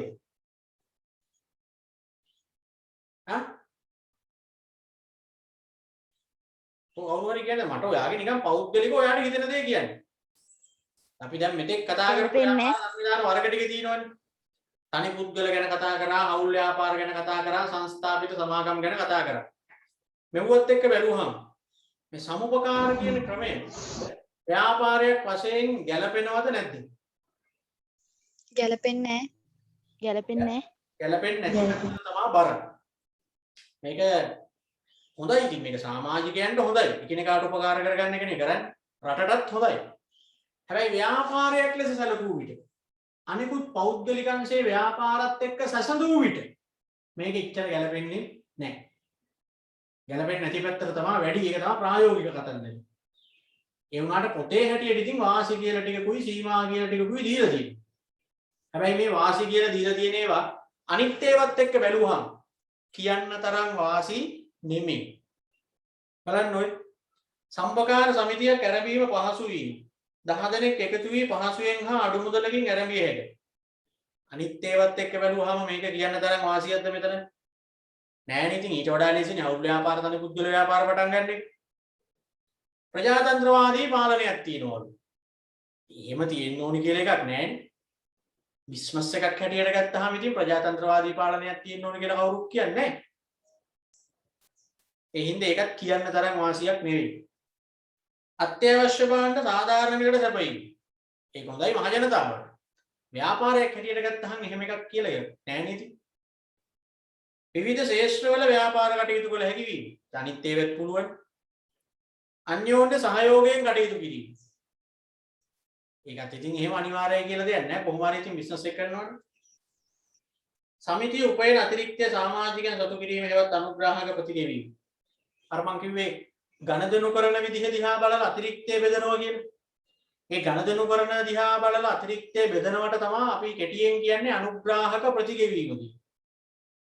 මේකත් එහෙම කැපී පෙනෙන වාසියක් නෙවෙයිනේ ඉතින් හිමෝනී කියලා එකක් නැහැනේ. ඒ නිසා පුතේ ඇත්තටම ඉතින් වාසි කියලා දීලා තියෙන ඒවා නිකන් පොතේ හැටියට නම් වාසි. ඒ කියන්නේ නිකන් මිනිස්සුන්ට රටට එහෙම හොඳයි. දැන් ඕගොල්ලෝ උනත් කවදා හරි බිස්නස් එකක් කරනවා නම් මොකක් හරි ව්‍යාපාරයක් පටන් ගන්නවා නම් ඒක පටන් ගන්නකොට මං හිතන්නේ නැහැ මෙතන කිසිම ළමෙක් සමුපකාර ක්‍රමයකට ව්‍යාපාරයක් පටන් ගන්න හීන තියාගෙන ඉන්නවා වගේ. කාටවත් ඒ පැත්තට එච්චර අයිඩියා එන්නේ නැහැ. එන බිස්නස් එකක් හැටියට ඇති මූලික අරමුණක් ලාභෙ නෙමෙයි. අපි 90%ක්ම ගත්තොත් බිස්නස් එකක් කරන්නේ ලාභයක් ගන්න. මේගොල්ලන්ගේ මූලික අරමුණත් ලාභෙ නෙමෙයි. අනික ලාභ ගන්න සමිතියත් එක්ක ගණදෙනු කරනවා. ඒවා එච්චර ව්‍යාපාර ක්‍රමවලදී අනිත් ක්‍රමත් එක්ක බැලුවාම මිනිස්සු එච්චර කැමති ක්‍රමයක් නෙවෙයි මේක. සීමාකම් මොනවද බලන්න සම්පකාර ක්‍රමයේ තියෙන සීමා. සීමා කියන්නේ නිකන් අවාසි කියලා ගන්න පුළුවන්, බාධා කියලා ගන්න පුළුවන් මොනවාද? මූල්‍ය සම්පාදන මාර්ග සීමිතයි. මේවට සල්ලි හොයාගන්න හරි අමාරුයි මෙහෙම කිව්වට.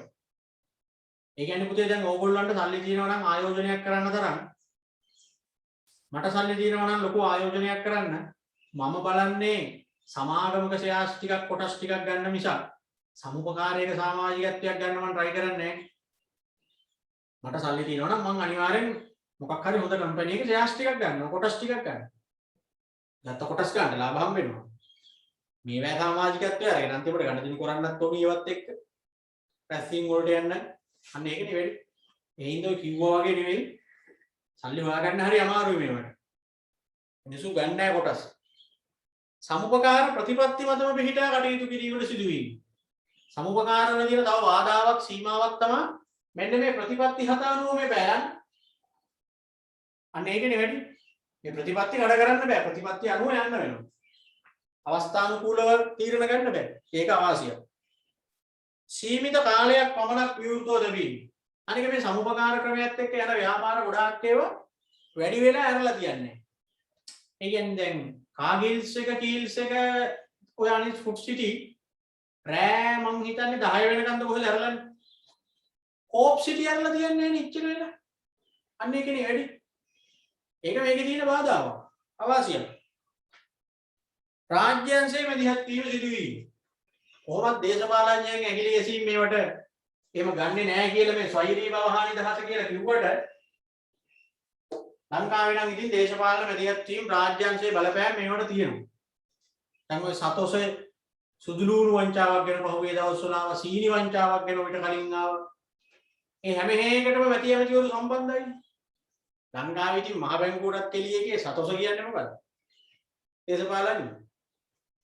ලංකාවේ දේශපාලඥයෝ සම්බන්ධ නොවන තැනක් නැහැ ඒකනේ වෙලා තියෙන්නේ. ඉතින් ඒක නිසා මේ ඒක අවාසියක්. දේශපාලඥයෝ ඕකට මැදිහත් වෙනවා. ණයට භාණ්ඩ අලවියක් සිදු නොවීම. සාමාන්‍ය සමුපකාර ක්‍රමයේදී ණයට විකුණන්නේ නැහැලු. ඔය ණයට විකුණන්නේ නැහැ කිව්වහම නිකන් අර පුතේ ගමේ කඩෙන් අපි නිකන් ගිහිල්ලා ණයට බඩු ගන්නවා වගේ කියලා හිතන්න එපා. ඒකත් ණයට තමයි. සාමාන්‍යයෙන් මෙතන දැන් ඔය මහා පරිමාණ විදියට ව්‍යාපාර කරන ඒවත් ණයට ගන්න කරනවා. ඒ කොහොමද? අර ගමේ කඩේ මුදලාලියට උදේට සල්ලි දෙන්නම් කියලා බඩු පිළින එක නෙමෙයි. ක්‍රෙඩිට් කාඩ් වලට බඩු ගන්න. ලංකාවේ ඕනිම තැනක ලෝක ඕනිම තැනක තියෙන දිහාවකින් අපි මොනවා හරි බඩුවක් ගන්නවා නම් ක්‍රෙඩිට් කාඩ් එකකින් ඒකේ තේරුම ණයට ගත්තා කියන්නේ. මොකද පස්සේනේ ගෙවන්නේ. අද මම ක්‍රෙඩිට් කාඩ් එක දීලා ඇඳුම් ගත්තා නම් නෝ ලිමිට් එකෙන් ණයට ගන්න තියෙන්නේ. මම මාසෙ අන්තිමට තමයි බැංකුවට ගාන ගෙවන්නේ. ඒක තමයි ණයට බාණ්ඩලි කරනවා. කියන්නේ නැතෝ නිකන් අර ගමේ කඩෙන් ණයට බඩු විල්ලන් යනවා වගේ කියලා හිතන්න එපා. මේ සමුපකාර ක්‍රමයේදී ණයට බාණ්ඩලවියක් කරන්නේ නැහැලු. ඒ කියන්නේ ක්‍රෙඩිට් කාඩ්, ඩෙබිට් කාඩ් පාවිච්චි කරන්න තියෙන අවස්ථා අඩුයි. කෝප් සිටි වල එහෙම ඒ කාඩ් එකෙන් ගෙවන්න බෑනේ. හරි. කලමනාකරන මණ්ඩලයේ ඡන්දයෙන් තෝරාපත් වන නිසා බොහෝ විට කාර්යක්ෂම නොවීම. අනික මේවා පරිපාලන කටයුතු කරන කට්ටිය ඉන්නේ සම්පකාර ක්‍රමයේදී. මැනේජ්මන්ට් එක මං කියන්නේ ඡන්දෙන් ඉවත් කරන. ඒ හින්දා ඉතින් කාර්යක්ෂම නැහැ. ඡන්දෙන් පාලකයෝ පත් කරන එකේ කාර්යක්ෂමතාවයක් නැහැ කියලා අපිට දැන් 48 ඉඳන් මේ දක්වා කාලය දැක්කහම තේරෙනවා. ප්‍රජාතන්ත්‍රවාදී බව කියන එක හරි. ඒ වුණාට සුදුස්සා නෙවෙයිනේ පත් වෙන්නේ. සමාගම් වල එක කොටසකට එක ඡන්දයයි. එතකොට කොටස් වැඩිපුර ගත්ත එකාට ඒක පාලනය හසුරවන්න පුළුවන් ටික. දැන් සමුපකාර වල වැඩේ ළමයි එක සමාජිකයට එක ඡන්දයයි නෙදී. එතකොට නිලධාරීන් පත් කරනකොට සුදුසු පුද්ගලයා නෙවෙයි නිලධාරියා වෙන්නේ. වැඩිපුර ඡන්ද තියෙන එකානේ නිලධාරියා වෙන්නේ. මොනවා හරි ගේමක් ගහලා සම්පකාරයේ අදාළේ මම මොකක් හරි දැන් ඡන්දේ තියෙනවා කියලා මොකක් හරි තියෙන වැඩිනේ. ඒ වෙනකොට පගාව හරි කමන්නේ දීලා අර අනිත් සමාජිකයන් Tamanට වැඩි ඡන්දයක් මේ සෙට් කරගත්තා නම් එයා තමයි එතකොට ඒකේ කලමනාකරන වෙන්නේ. සුදුසු වෙනවා සමහර විට පැත්තක. උට අනිත් අයගේ ඡන්ද නෑ දැන් රටට වෙලා තියෙන්නෙත් ඒකනේ. අතන මෙතන ඉන්න කසිප්පුකාරයෝයි. නළු නිලියෝයි. බාහිර අයිතිකාරයෝයි. දස්ජාවාරම් පස්ජාවාරම් කරන මිනිස්සුයි. කසිප්පු කරන්නේ උනුයි. උඩු විකුණනේ උනුයි. සේරම පාර්ලිමේන්තුවේ ඇමතිකම් කරන්න ගිහිල්ලානේ දැන් ඒකනේ වෙලා තියෙන්නේ. മന്ത്രിකම් ඇමතිකම් දරනවනේ රටේ. ඇයි? සුදුසු මිනිස්සු උගත් මිනිස්සු වැඩක් කරන්න පුළුවන් මිනිස්සු පැත්තකට වෙලා අර මිනිස්සුන්ට ඔලුව නමාගෙන ඉන්න වෙලා තියෙනවා. මොකද රටේ පාලනයට යන්නේ සුදුසුකම් අනුව නෙවෙයි කැමැත්ත අනුව යන්නේ. අන්න ඒකනේ වැඩි. එකමට හිතන්නකෝ දැන් හැම දෙයකටම විභාග තියෙන එකේ මම කියන්නේ රටේ පාලනයට පාලකයෝ තෝරගන්නකොට තියන්න ඕනේ එක්සෑම්. තියන්න ඕනේ අධ්‍යාපන සුදුසුකම් ටිකක් නිර්දේශ කරන්න ඕනේ. පාර්ලිමේන්තුවේ ඇමතිවරයෙක් වෙන්න මෙන්න මේ සියලු සුදුසුකම් සම්පූර්ණ කළ යුතුයි කියන. එහෙම වුණා නම් මේ රටවල් මීට වඩා ඉස්සරහට ගිහිල්ලා නේ මේ වෙනකොට. ඕ ලෙවල් වලත් පාස් නැති වුන් ඇමතිකම් වල ඉන්නකොට කොහොමද ළමයි රටක් දිනුවේ? මොනවද දන්නේ? ඒකනේ 48 ඉඳන් මේ දක්වා අපිට වෙලා තියෙන්නේ. මාරුවෙන් මාරුවට පහෙන් පහට මාරු වෙවි ওই දෙපැත්තට මිනිස්සු ඡන්ද දෙන්නේ. දෙපැත්තෙම ඉන්නේ 90%ක්ම මෙලෝ අධ්‍යාපන සුසුසුමක් නැති අර මං කලින් කියපු જાතියේ චරිත. විභාගයක් තියලා ගත්තා නම් මොකද මම කියන්නේ? සෑම්පල් එකක් තියෙනවා ලියන්න ඕනේ ඒක හරියට ලකුණු මෙච්චර තියෙන්න ඕනේ.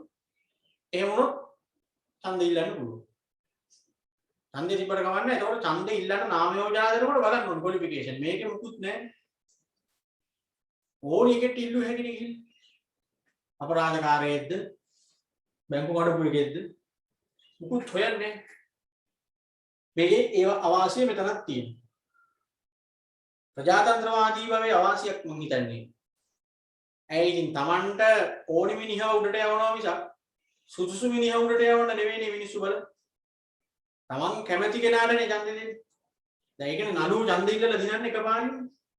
උන්ගේ ලස්සනට ඡන්ද දෙන්නේ. ගමේ ඉන්න ඡන්දියා ගමේ ඉන්න සල්ලිකාරයා මිනිස්සුන්ට මොන හරි ටිකක් දීලා රවට්ටලා ඡන්ද ගන්න. එක්ක බය කරලා ඡන්ද ගන්න. තර්ජනය කරලා ඡන්ද ගන්න. වැඩි ඡන්ද ගත්ත එක ඉහළ තනතුරකට එනවා. සම්පකාර වලත් ඒ අවශ්‍යයි තියෙනවා. හරි. ඔන්න එහෙමනම් සමූපකාර කියන ක්‍රමයේ වාසි ටිකයි අවාසි ටිකයි හරි. එතකොට ඔයගොල්ලන්ට මම අර කියපු කාරණාව වෙනම මතක තියාගන්න. ව්‍යාපාර සංවිධාන ක්‍රමයක් හැටියට ගත්තාම සමුපකාර කියන ක්‍රමය වාසි වලට වඩා අවාසි තමයි වැඩි. හිතකර ලක්ෂණ වලට වඩා අහිතකර ලක්ෂණ තමයි මේකේ වැඩිපුර තියෙන්නේ. හරි. හරි. ඊළඟට දෙනවා සමුපකාර ව්‍යාපාර ලියාපදිංචි කිරීමේ ව්‍යාපටිපාටිය කියන. ඔන්න කතාව. දැන් අපි කලින් සතියේ කතා කරා සමාගම් ලියාපදිංචිය ගැන. මතක ඇති ඔයගොල්ලන්ට. එතෙන්දිත් මම කිව්වා හැම ව්‍යාපාරයකම ලියාපදිංචිය ගැන එකම කතන්දර ටිකක් එනවා. ඒ ටික ඔයගොල්ලෝ එකින් එක සංසන්දනාත්මකව මතක තියාගන්න ඕනි කියලා. දැන් මෙහෙමනේ යාවේ. ලියාපදිංචි කරන පනත ඕනි වෙනවා. ආයතනය ඕනි වෙනවා. සමහර විට බලධාරියා කවුද කියන එකත් ඕනි වෙනවා. ලියවිලි ටික ඕනි වෙනවා. හැම එකකම මේ ටික ඕනි. මං ගිය සතියේත් ඕගොල්ලන්ගෙන් එකින් එක ළමයින්ගෙන් ඇහුවා. දැනට අපි කතා කරලා තියෙනවනේ මෙන්න මේවා. දැන් කතා කරලා තියෙනවා මොනවාද? තනි පුද්ගල ව්‍යාපාර කතා කරලා තියෙනවා. හවුල් ව්‍යාපාර කතා කරලා තියෙනවා. සමාගම් කතා කරලා තියෙනවා. දැන් මේ කතා කරනවා සමුපකාර ගැන. ඔයාලට පුළුවන් වෙන්න ඕනේ මේ හැම එකේම මේ ටික කියන්න. හරියට පිළිවෙලකට පාඩම් කරලා සම්බන්ධතාවයක් ගොඩනගා ගන්නවා කියන්නේ ඒකයි. මේ හැම එකකම මේ ටික ඔයාලට කියන්න පුළුවන් වෙනවා. දැන් එකපාරට අහුවොත් තනි පුද්ගල ව්‍යාපාරයක මේ විස්තරය කියාගෙන යන්න කියලා. මොකද්ද පනත? තනි පුද්ගල ව්‍යාපාරය ගැන ලියාපදිංචියට දාලා පනත මොකද්ද කියන්නේ මතක් වෙන්නත් එක්ක 1918 ඔව් ව්‍යාපාර නාම ආඥා පනත 1918 ව්‍යාපාර නාම ආඥා පනත. ආයතනයේ කොහෙද තනි පුද්ගල ව්‍යාපාරයක් ලියාපදිංචි කරනකොට? ප්‍රාදේශීය ලේකම් කාර්යාලය. ප්‍රාදේශීය ලේකම් කාර්යාලය. බලධාරියා කවුද? ප්‍රාදේශීය ලේකම්වරයා. ප්‍රාදේශීය ලේකම් ලියවිලි කීයක් තිබ්බද?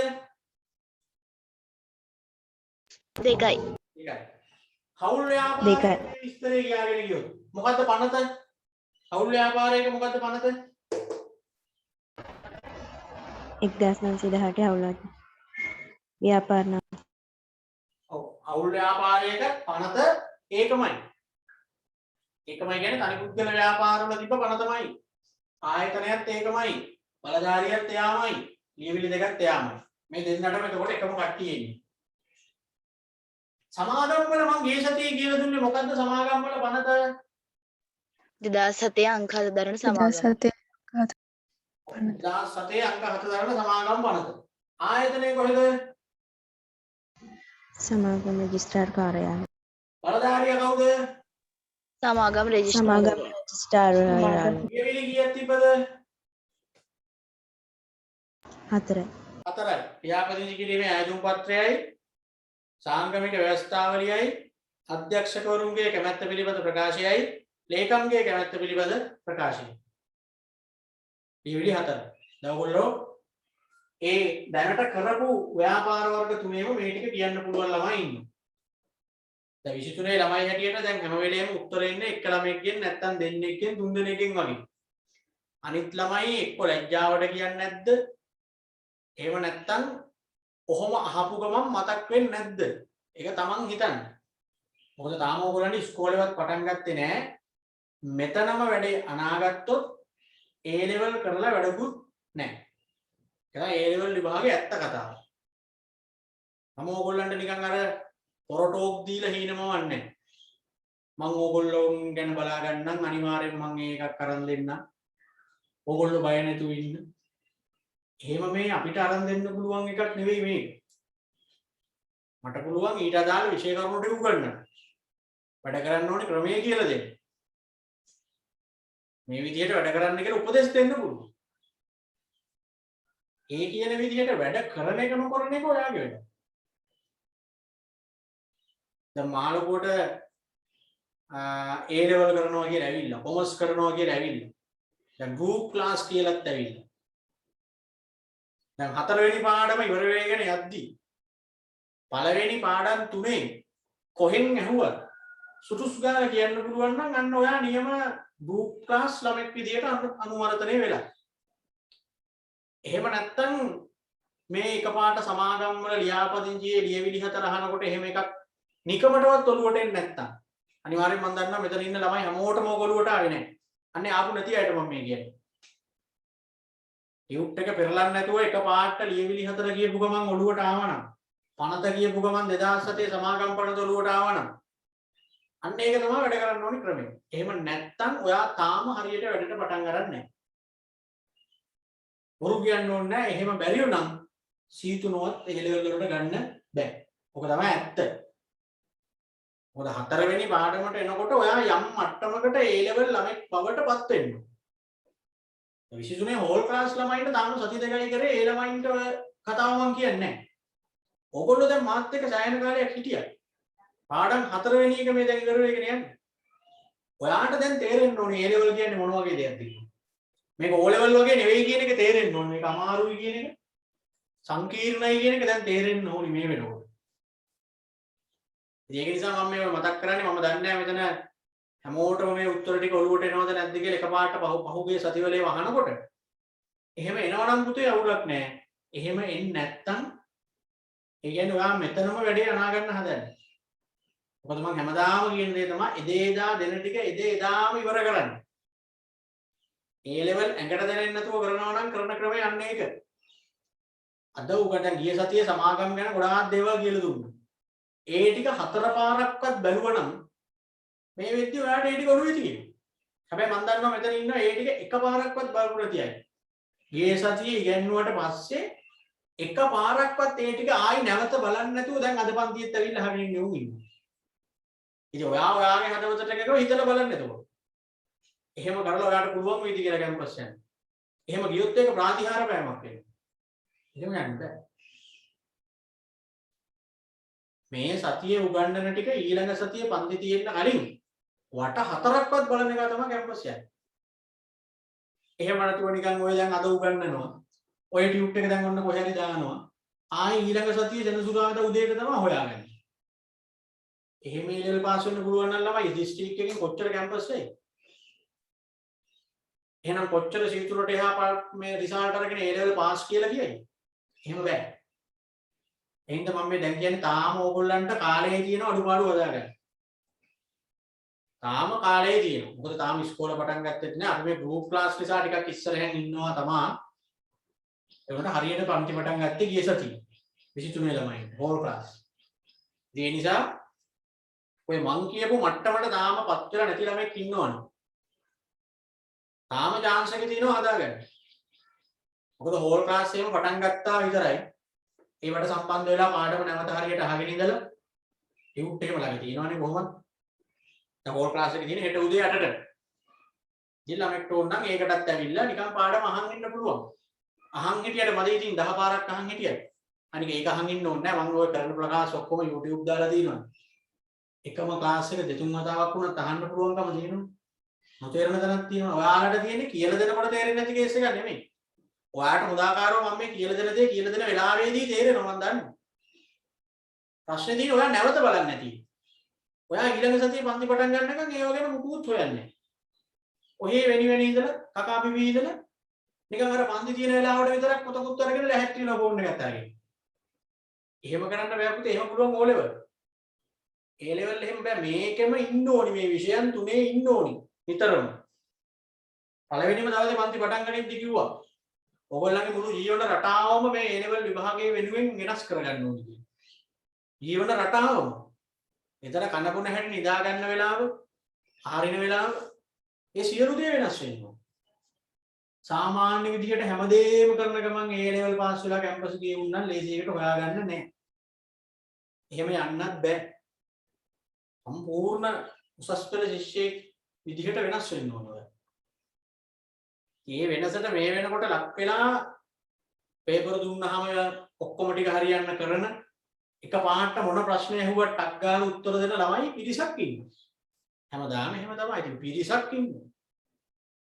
අපි හැමදාම මේ බණ කියන්නේ යන අනිත් පිරිසට.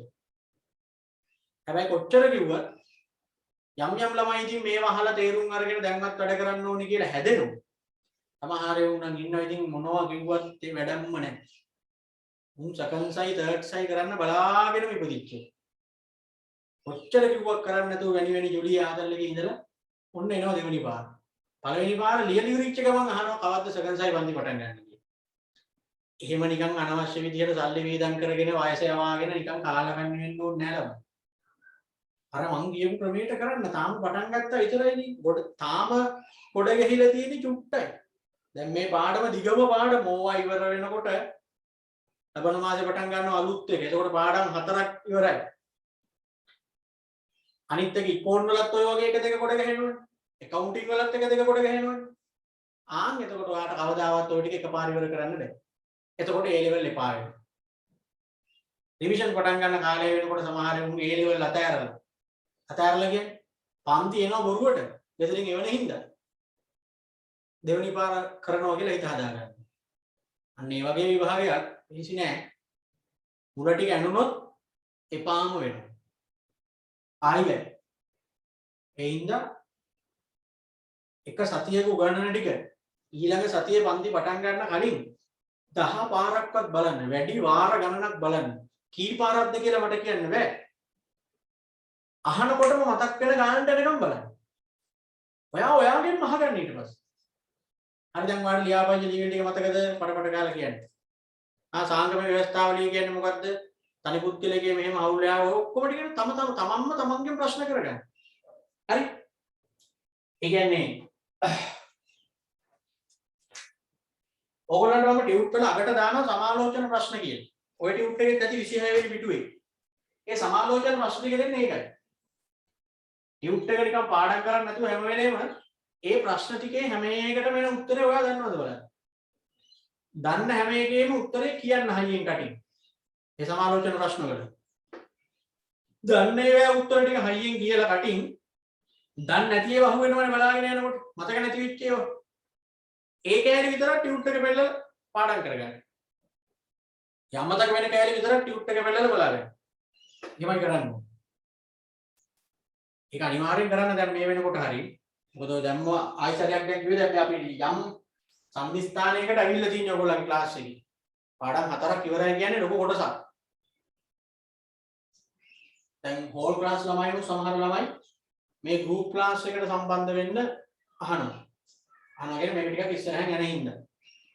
අනිත් එක තමයි මම ඔයගොල්ලන්ට කිව්වා මේ දැන් පළවෙනිදා ඉඳලා පන්ති පටන් ගන්න දෙනවා කියලා එහෙන් ආරංචි තියෙනවා. ඒව ගැන වැඩි හිතන්න යන්න එපා. පන්ති පටන් ගත්තාම කරගන්නම් ගගා බලන් ඉන්නත් එපා. පටන් ගත්තොත් පටන් ගත්ත දේ ඔන්ලයින් එක කොහොමත් කරනවා. ඒ නිසා මේ පන්ති පටන් ගත්තයි කියලා බොරුවට මස්සොලන එකගෙන අවදානම් මොකද කොරෝනා ඉවර වෙලා නෙවෙයි නේ පන්ති පටන් ගන්නේ. කොරෝනා දාම තියෙනවා. මේ ඉන්නේ එහෙම නිකන් මේ ටවුන් එන්න ආසාවටයි ගෙදර තියෙන ඇඳුම් ටික ඇඳගෙන පාරේ යන්න ආසාවටයි පන්ති දුවන්න දඟලන්න එපා. ඔන්ලයින් පන්ති කොහොමත් තියෙනවා. අර ඔන්ලයින් බැරි යම් පිරිසක් ඉන්නවනේ රටේ. මේ අපේ ප්‍රදේශවල ඒ අය වෙනුවෙන් අවසර දුන්නොත් පළවෙනිදා ඉඳලා අවසර දුන්නොත් පොඩ්ඩක් තත්ත්වය බලලා ඉදිරියේදී පන්ති පටන් ගන්න. මොකද ගෙන්නන්නත් පුළුවන් 100යි. එතකොට ඒ කට්ටියකට එහෙම ගෙන්නගෙන ඉතුරු කට්ටියට ආයි දවස් 2-3 ගෙන්නන්න ඔන්ලයින් උත් කරන්න ඕනේ. ඒක නිසා පටන් අරගෙන සතියක් දෙකක් යනකම් මම පටන් ගන්නෑ. පොඩක් බලනවා. තත්ත්වය මොකද කියන්නේ. ඉතින් ඔන්ලයින් පන්තියේ වැඩ ටික කරගෙන යන්න. පටන් ගන්න දුන්නොත් අර සිග්නල් එහෙම නැති ඒ අය වෙනුවෙන් පටන් ගන්න. මොකද අපි දන්නේ නැහැනේ පටන් අරගෙන කොච්චර කල් කරන්න පුළුවන්. අපි දැන් 3 පාරක් පටන් ගත්තා මේ කොරෝනා අස්සේ. ඔය වගේ රට වහලා තියෙන ඔන්න පටන් ගන්නවා. පටන් අරගෙන ටික දවසක් යනකොට ඔන්න ආයි වහනවා. ආයි ඔන්ලයින්. ආයි පටන් ගන්න. ආයි වහනවා. ඒ හින්දා මේකත් එහෙම හින්දා අපිට හරියට කියන්න බෑ. මොකද කොරෝනා සම්පූර්ණයෙන් තුරන් වෙච්ච වෙලාවක් නම් අපිට ඉතින් හැවි දැන් ඉතින් මේ කරදරේ ඉවරයි කියලා ඒකටම ලැහැත් වෙලා ගියයි. කොරෝනා ඉවර නෑ. තාම රෙඩ්ඩු එහෙමෙන් හම්බ වෙනවා අලුත් ප්‍රභේද එනවලු එහෙම මෙහෙ. තව ඉන්ජෙක්ෂන් එකක් ගහන්න තියෙනවලු. ඒවත් එක්ක බලමු ඉතින්. ඉස්සරහට යන විදිහකට අපි එතකොට ඒකට සම්බන්ධ වෙලා වැඩ කරන්නේ නැහැ. එහෙනම් බලමු දැන් ලියාපදිංචිය ගැන අපිට තියෙන සමුපකාරවල ලියාපදිංචිය ගැන කතා කරන්න තියෙනවා. ඒත් මේ ටික ඕනේ. පනත ඕනි, ආයතනය ඕනි, බලධාරිය ඕනි, ලියවිලි ටික ඕනි. සමුපකාරවල. බලමු. ශ්‍රී ලංකාවේ සමුපකාර සමිති ලියාපදිංචි කිරීම 1972 අංක 5 දරන සමුපකාර සමිති පනත යටතේ. එතන අන්ඩර්ලයින් කරගන්න පනත 1972 අංක 5 දරන සමුපකාර සමිති පනත. ඒ පනත අන්ඩර්ලයින් කරගන්න. පැත්ත පනාතම පාට කරන්න එපා. සමහර ගෑනු ළමයි ගාව දිනවල මොනවද පාට පෑන්. කහ පාටයි, තැඹිලි පාටයි, පෑන් වලට જાතියක් තියෙනවා. මුළු ටියුට් එකම ඕකෙන් අඳිනවා. අන්තිමට හයිලයිට් වෙච්ච ටික හොයන්න බෑ. පාට කරපු නැති ටිකක් නෑ. හේරම පාට කරනවා. කොල්ලන්ට නම් කොහොමද ඉතින් එහෙම පෑන් ගොඩක් නෑ. තියෙන්නේ තුන්ට එක පෑනයි. ඒකෙන් තමයි ගන්න හරියට කරන්නේ. කිල්ලෝ ගාව දින අමුතු පෑන්. හතර වටේ පාට කරන්න එපා. මේ පනත විතරක් අන්ඩර්ලයින් කරගන්න. සමුපකාර සංවර්ධන දෙපාර්තමේන්තුවේ යන ආයතනය. ඒක තමයි ආයතනය. කොහෙද? සමුපකාර සංවර්ධන දෙපාර්තමේන්තුව. පනත තමයි 72 අංක 5 දරන සමුපකාර සමිති පනත. ආයතනය තමයි දැන් ඔය කිව්වේ සමුපකාර සංවර්ධන දෙපාර්තමේන්තුව. කවුද බලධාරියා? සමුපකාර සංවර්ධන කොමසාරිස්වරයා. සමුපකාර කොමසාරිස් තමයි බලධාරියා වෙන්නේ. සමාගම් වල හිටියේ සමාගම් රෙජිස්ට්‍රාර්නේ. සමුපකාර වෙන්නේ සමුපකාර කොමසාරිස්වරයා. තේරුණානේ? හරි. ඔන්න මේ සෙට් එක හරි. පනත හරි, ආයතනය හරි, බලධාරිය හරි. පනත මොකද්ද? 72 අංක 5 දරන සමුපකාර සමිති පනත. ආයතනය කොහෙද? සමුපකාර සංවර්ධන දෙපාර්තමේන්තුව. බලධාරියා කවුද? සමුපකාර කොමසාරිස්වරයා. හරි. ලියවිලි ටිකේ නම් ටිකක් ඔන්න පොඩ්ඩක් අර සමාගම් වල වගේ නෙවෙයි ටිකක් දිගයි. ලියවිලි තියෙනවා පුතේ ඔක්කොම 6ක්. දැන් සමාගම් වල ලියවිලි කීයක් තිබ්බද? 4යි. අනිපුද්ගලයේ වෑයි හවුල්ලේ වෑයි ලියවිලි 2යි. සමුපකාර වල තියෙනවා ලියවිලි කීයක්ද? 6ක්.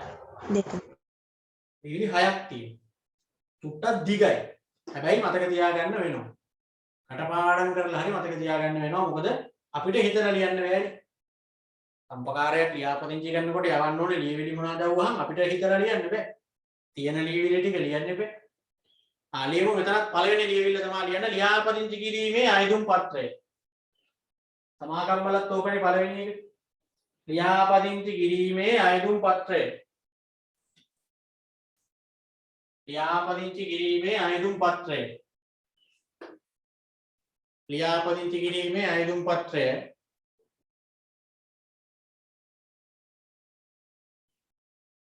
ළඟට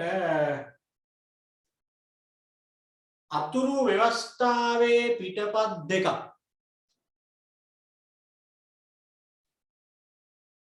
අතුරු ව්‍යවස්ථාවේ පිටපත් දෙකක්.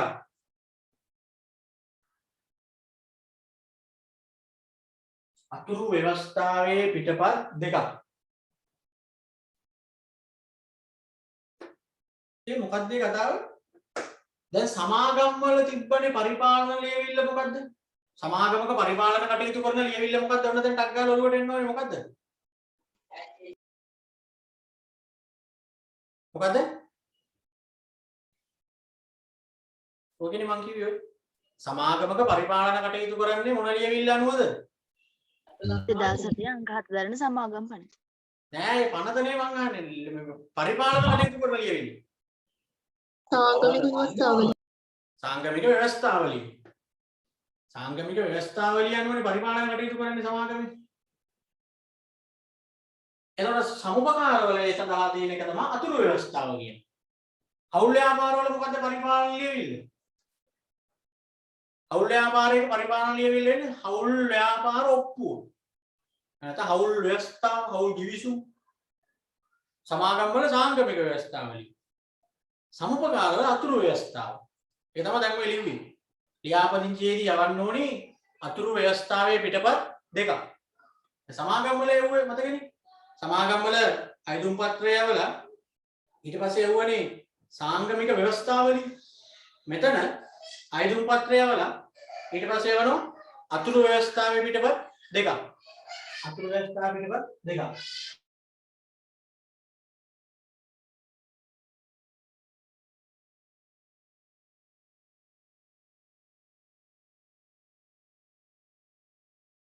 අතුරු ව්‍යවස්ථාවේ පිටපත් දෙකක්. ඒතරට පරිපාලන ලියවිල්ලම තමයි අතර සාංගමික ව්‍යවස්ථාවලිය කියපු එකම තමයි මෙතන මේ අතුරු ව්‍යවස්ථාව කියලා නම හැදිලා තියෙන්නේ. දෙකක් යවන්න. ඒ දෙකක් යවන්නේ පුතේ දැන් මේවා සමිතියක් නේ මේක අපි ස්වේච්ඡාවෙන් එකතු වෙලා හදාගත්තු සමිතියක් නේ. ඒ නිසා එයාට අපේ මේ ව්‍යවස්ථාව යවන්න ඕන. අපි මේක ඉස්සරහට කරන විදිහනේ අතුරු ව්‍යවස්ථාව කියන්නේ. ඒක යවුවහම එයා මේක බලලා ඒක හරිනම් ඒක අනුමත කරන්න පුළුවන් නම් එකක් අපිට එවනවා. ඒක තමයි යාට දෙකක් යවන්නේ. දෙකයි. දැන් ඊවිලි දෙකක් ලියාගත්තනේ. ඊළඟ තුන්වෙනි එක සමිතියේ ආර්ථික යෝග්‍යතාව පිළිබඳ වාර්තාවක්. තුන්වෙනි එක ලියන්න සමිතියේ ආර්ථික යෝග්‍යතාව පිළිබඳ වාර්තාවක්.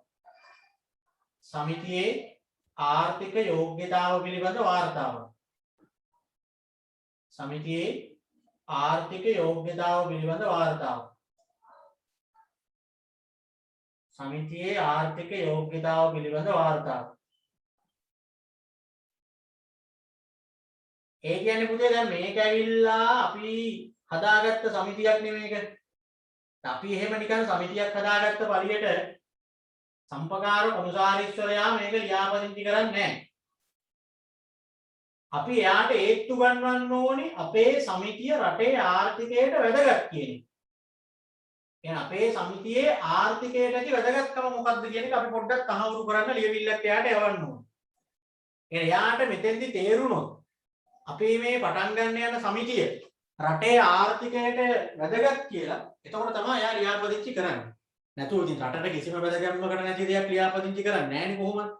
ඒක තමයි ඔය සමිතියේ ආර්ථික යෝග්‍යතාව පිළිබඳ වාර්තාවක් යවන්න කියන්නේ. ඒ කියන්නේ අපේ මේ සම්පකාර සමිතිය නිසා රටේ ආර්ථිකයට මෙන්න මේ වාසිය අත් වෙනවා කියන එක අපි පෙන්වන්න ඕනේ. එතකොට එයා ඒක තේරුම් ගන්න ඕනේ. එතකොට ලියාපදිංචි කරනවා. ඒ කියන්නේ අපි රස්සාවල් මෙහෙම දෙනවා, අපි මේ වගේ ඉදිරි කිරීමේ විදුම් පවත්වගෙන යනවා, අපි මේ වගේ භාණ්ඩයක් විකුණන්නේ, අපි මේ වගේ සේවයක් සපයන්නේ, එහෙම කියන මේ හරහා රටේ මෙච්චරක ගානකට රැකියා ලැබෙනවා. ඒක අපි තහවුරු වෙන්න ලියවිල්ලක් යවන්න ඕනේ. උන 3යි. ලියාපදිංචි කිරීමේ අයතුම් පත්‍රයයි, අතුරු ව්‍යවස්ථාවේ පිටපත් 2යි, සමිතියේ ආර්ථික යෝග්‍යතාවය පිළිබඳ වාර්තාවයි. ලියන ඊළඟ එක ලියාපදිංචි කිරීමේ යෝජනාව ඇතුළත් ලියාපදිංචි කිරීමේ යෝජනාව ඇතුළත් ලියාපදිංචි කිරීමේ යෝජනාව ඇතුළත්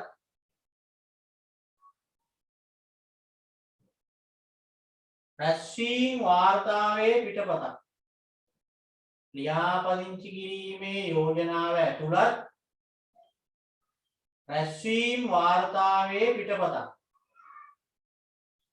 ලියාපදිංචි කිරීමේ යෝජනාව ඇතුළත් රැස්වීම් වාර්තාවේ පිටපතක්. ලියාපදිංචි කිරීමේ යෝජනාව ඇතුළත් රැස්වීම් වාර්තාවේ පිටපතක්.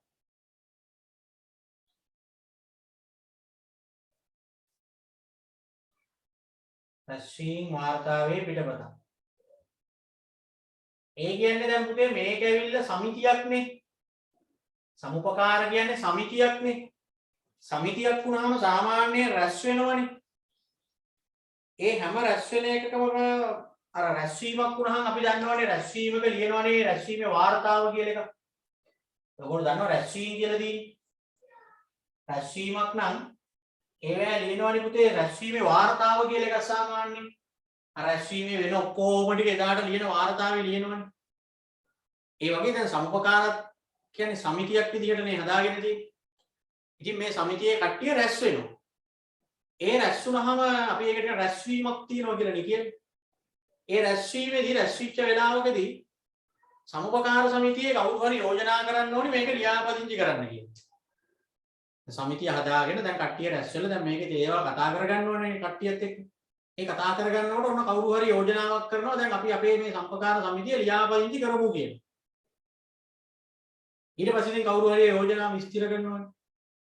අරයා යෝජනා කරා මෙයා ස්ථිර කරා කියන ඔය කතන්දරේ අර එදාට ලියන රැස්වීම් වාර්තාවේ ලියවෙනවනේ එතකොට. රැස්වීම් වාර්තාවේ ඒක ලියවෙනවා. ආන්ගේ වාර්තාවේ පිටපතක් තමයි ඔය එවන්න කියන්නේ. ලියාපදිංචි කිරීම සඳහා සම්පකාර කොමසාරිස්වරයාට ඔය ලියවිල්ලක් යවන්න ඕනේ.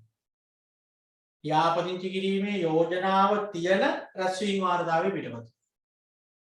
හැම රැස්වීම් වාර්තාවකම පිටපත් යවන්න ඕනේ නැහැ. ලියාපදිංචි කිරීමේ යෝජනාව තියෙන රැස්වීම් වාර්තාව යවන්න ඕනේ. දැන්ට කතා කරා ලියවිලි 4ක්. මොකද්ද ලියවිලි 4? ලියාපදිංචි කිරීමේ අයදුම් පත්‍රය යවන්න ඕනේ. අතුරු ව්‍යවස්ථාවේ පිටපත් 2ක්. ඊළඟට සමිතියේ ආර්ථික යෝග්‍යතාවයේ පිළිබඳ වාර්තාව.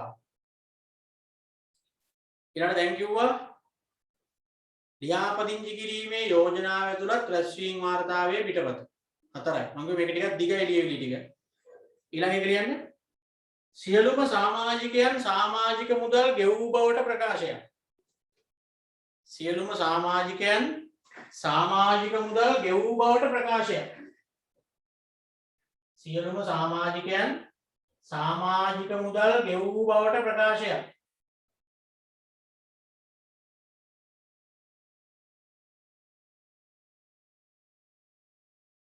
සියලුම සමාජිකයන් සමාජික මුදල් ගෙවූ බවට ප්‍රකාශයක්.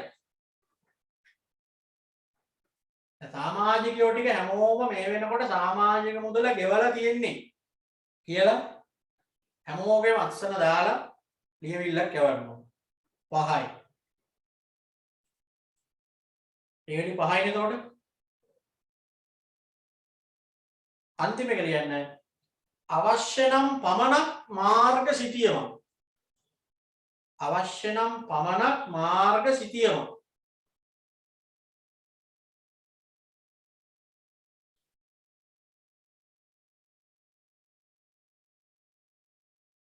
අවශ්‍ය නම් පමණක් මාර්ග සිටියම.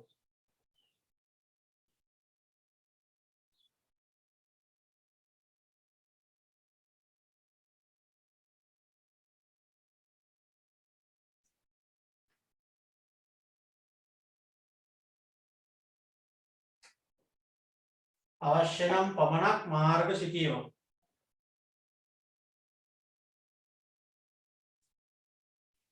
ඒ කියන්නේ සම්පකාර සමිති කියන්නේ පුතේ සාමාන්‍යයෙන් ඉතින් මිනිස්සුව ප්‍රාදේශීය මට්ටමින් එහෙමනේ හදාගන්නේ. එතකොට ඒ සමිතිය තියෙන තැනට එන්න අපි සිටියමක් යවන්න ඕනේ සම්පකාර කොමසාරිස්වරයාට. කියන්නේ ඒගොල්ලෝ ආවොත් එහෙම බලන්න එන්න පාර දන්නේ නැහැනේ. ඔන්න ලියවිලි 6. ඉතින් චුට්ටක් දිගයි. හරි. ටිකක් දිගයි. හැබැයි මතක තියාගන්න වෙනවා අනිවාර්යයෙන්. හරි.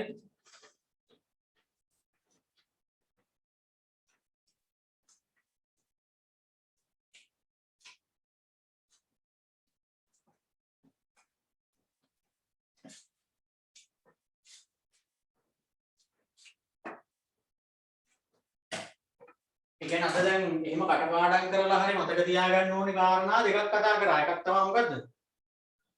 අර සම්පකාර ප්‍රතිපත්ති 7. එතන තිබ්බ ප්‍රතිපත්ති 7ක්.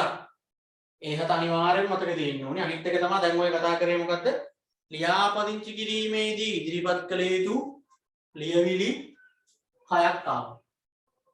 ලියාපදිංචියේදී ඉදිරිපත් කළ යුතු ලියවිලි ආව 6ක්. ලියවිලි 6ට අමතරව පනත මතක තියෙන්න ඕනේ.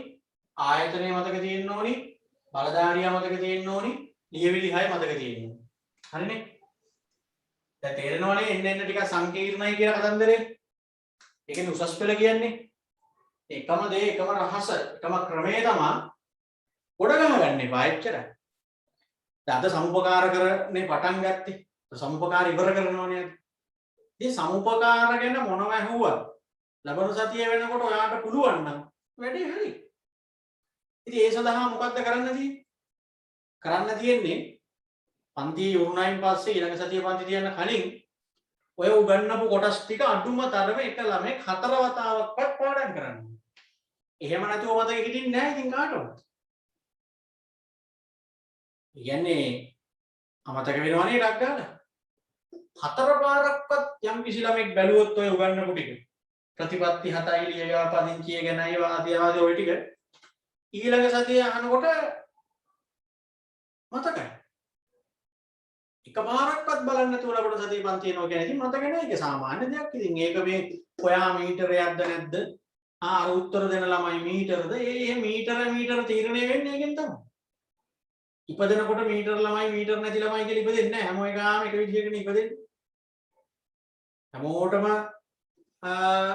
එකම විදිහට තමයි මොලේ එහෙම පිටලා තියෙන්නේ. ඉතින් ඒක පාවිච්චි කරන විදිහත් එක්ක තමයි මීටරද නැද්ද කියන එක කාලයක් යනකොට තීරණය වෙන්නේ.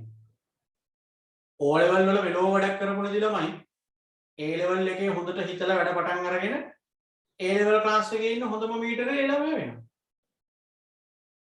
O level වලට A9ක් විතරක් අරගෙන A level වලදී වෙන මැට්ටෙක් වෙනවා. ඒක සාමාන්‍ය දෙයක්. ඒක තීරණය වෙන්නේ මේ අවුරුදු දෙකේ ඔයා වැඩ කරන විදිහ. ඒකනේ මම අර හැමදාම අර පටන් ගන්නකොටම කිව්වේ A9ක් ගත්තයි කියලා අධිදක්ෂ වේරුවෙන් ඉන්නත් එපා. ඒ එකක්වත් නැහැ කියලා හීනමානෙන් ඉන්නත් එපා. ඒක ඉවරයි දැන්. සාමාන්‍ය පෙළ ඒක එක විභාගයක්. ඒක ඉවරයි. ඒකද අමතක කරලා දාන්න. මේ වෙන විභාගයක් මේක. මේකට තියෙන්නේ මේ දඟලන ටිකෙන් තමයි මේකේ රිසල්ට් එක තීරණය වෙන්නේ. O level රිසල්ට් එකෙන් මේක තීරණය වෙන්නේ. මේ විභාගයට ඔයා කරන කැපකිරීම ඔයා මේ විභාගයට දඟලන තරම අනුව තමයි මේ විභාගයේ රිසල්ට් එක. මේකෙන් කැම්පස් යන්න තිය පුළුවන් ද බැයිද කියන එක තීරණය වෙන්නේ. ඉතින් ඒක නිසා මේ ඔය ක්‍රමයට වැඩ කරන්න. ඔය මං කියන ක්‍රමයට. මාළු දෙයක් නෙමෙයිනේ කියන්නේ.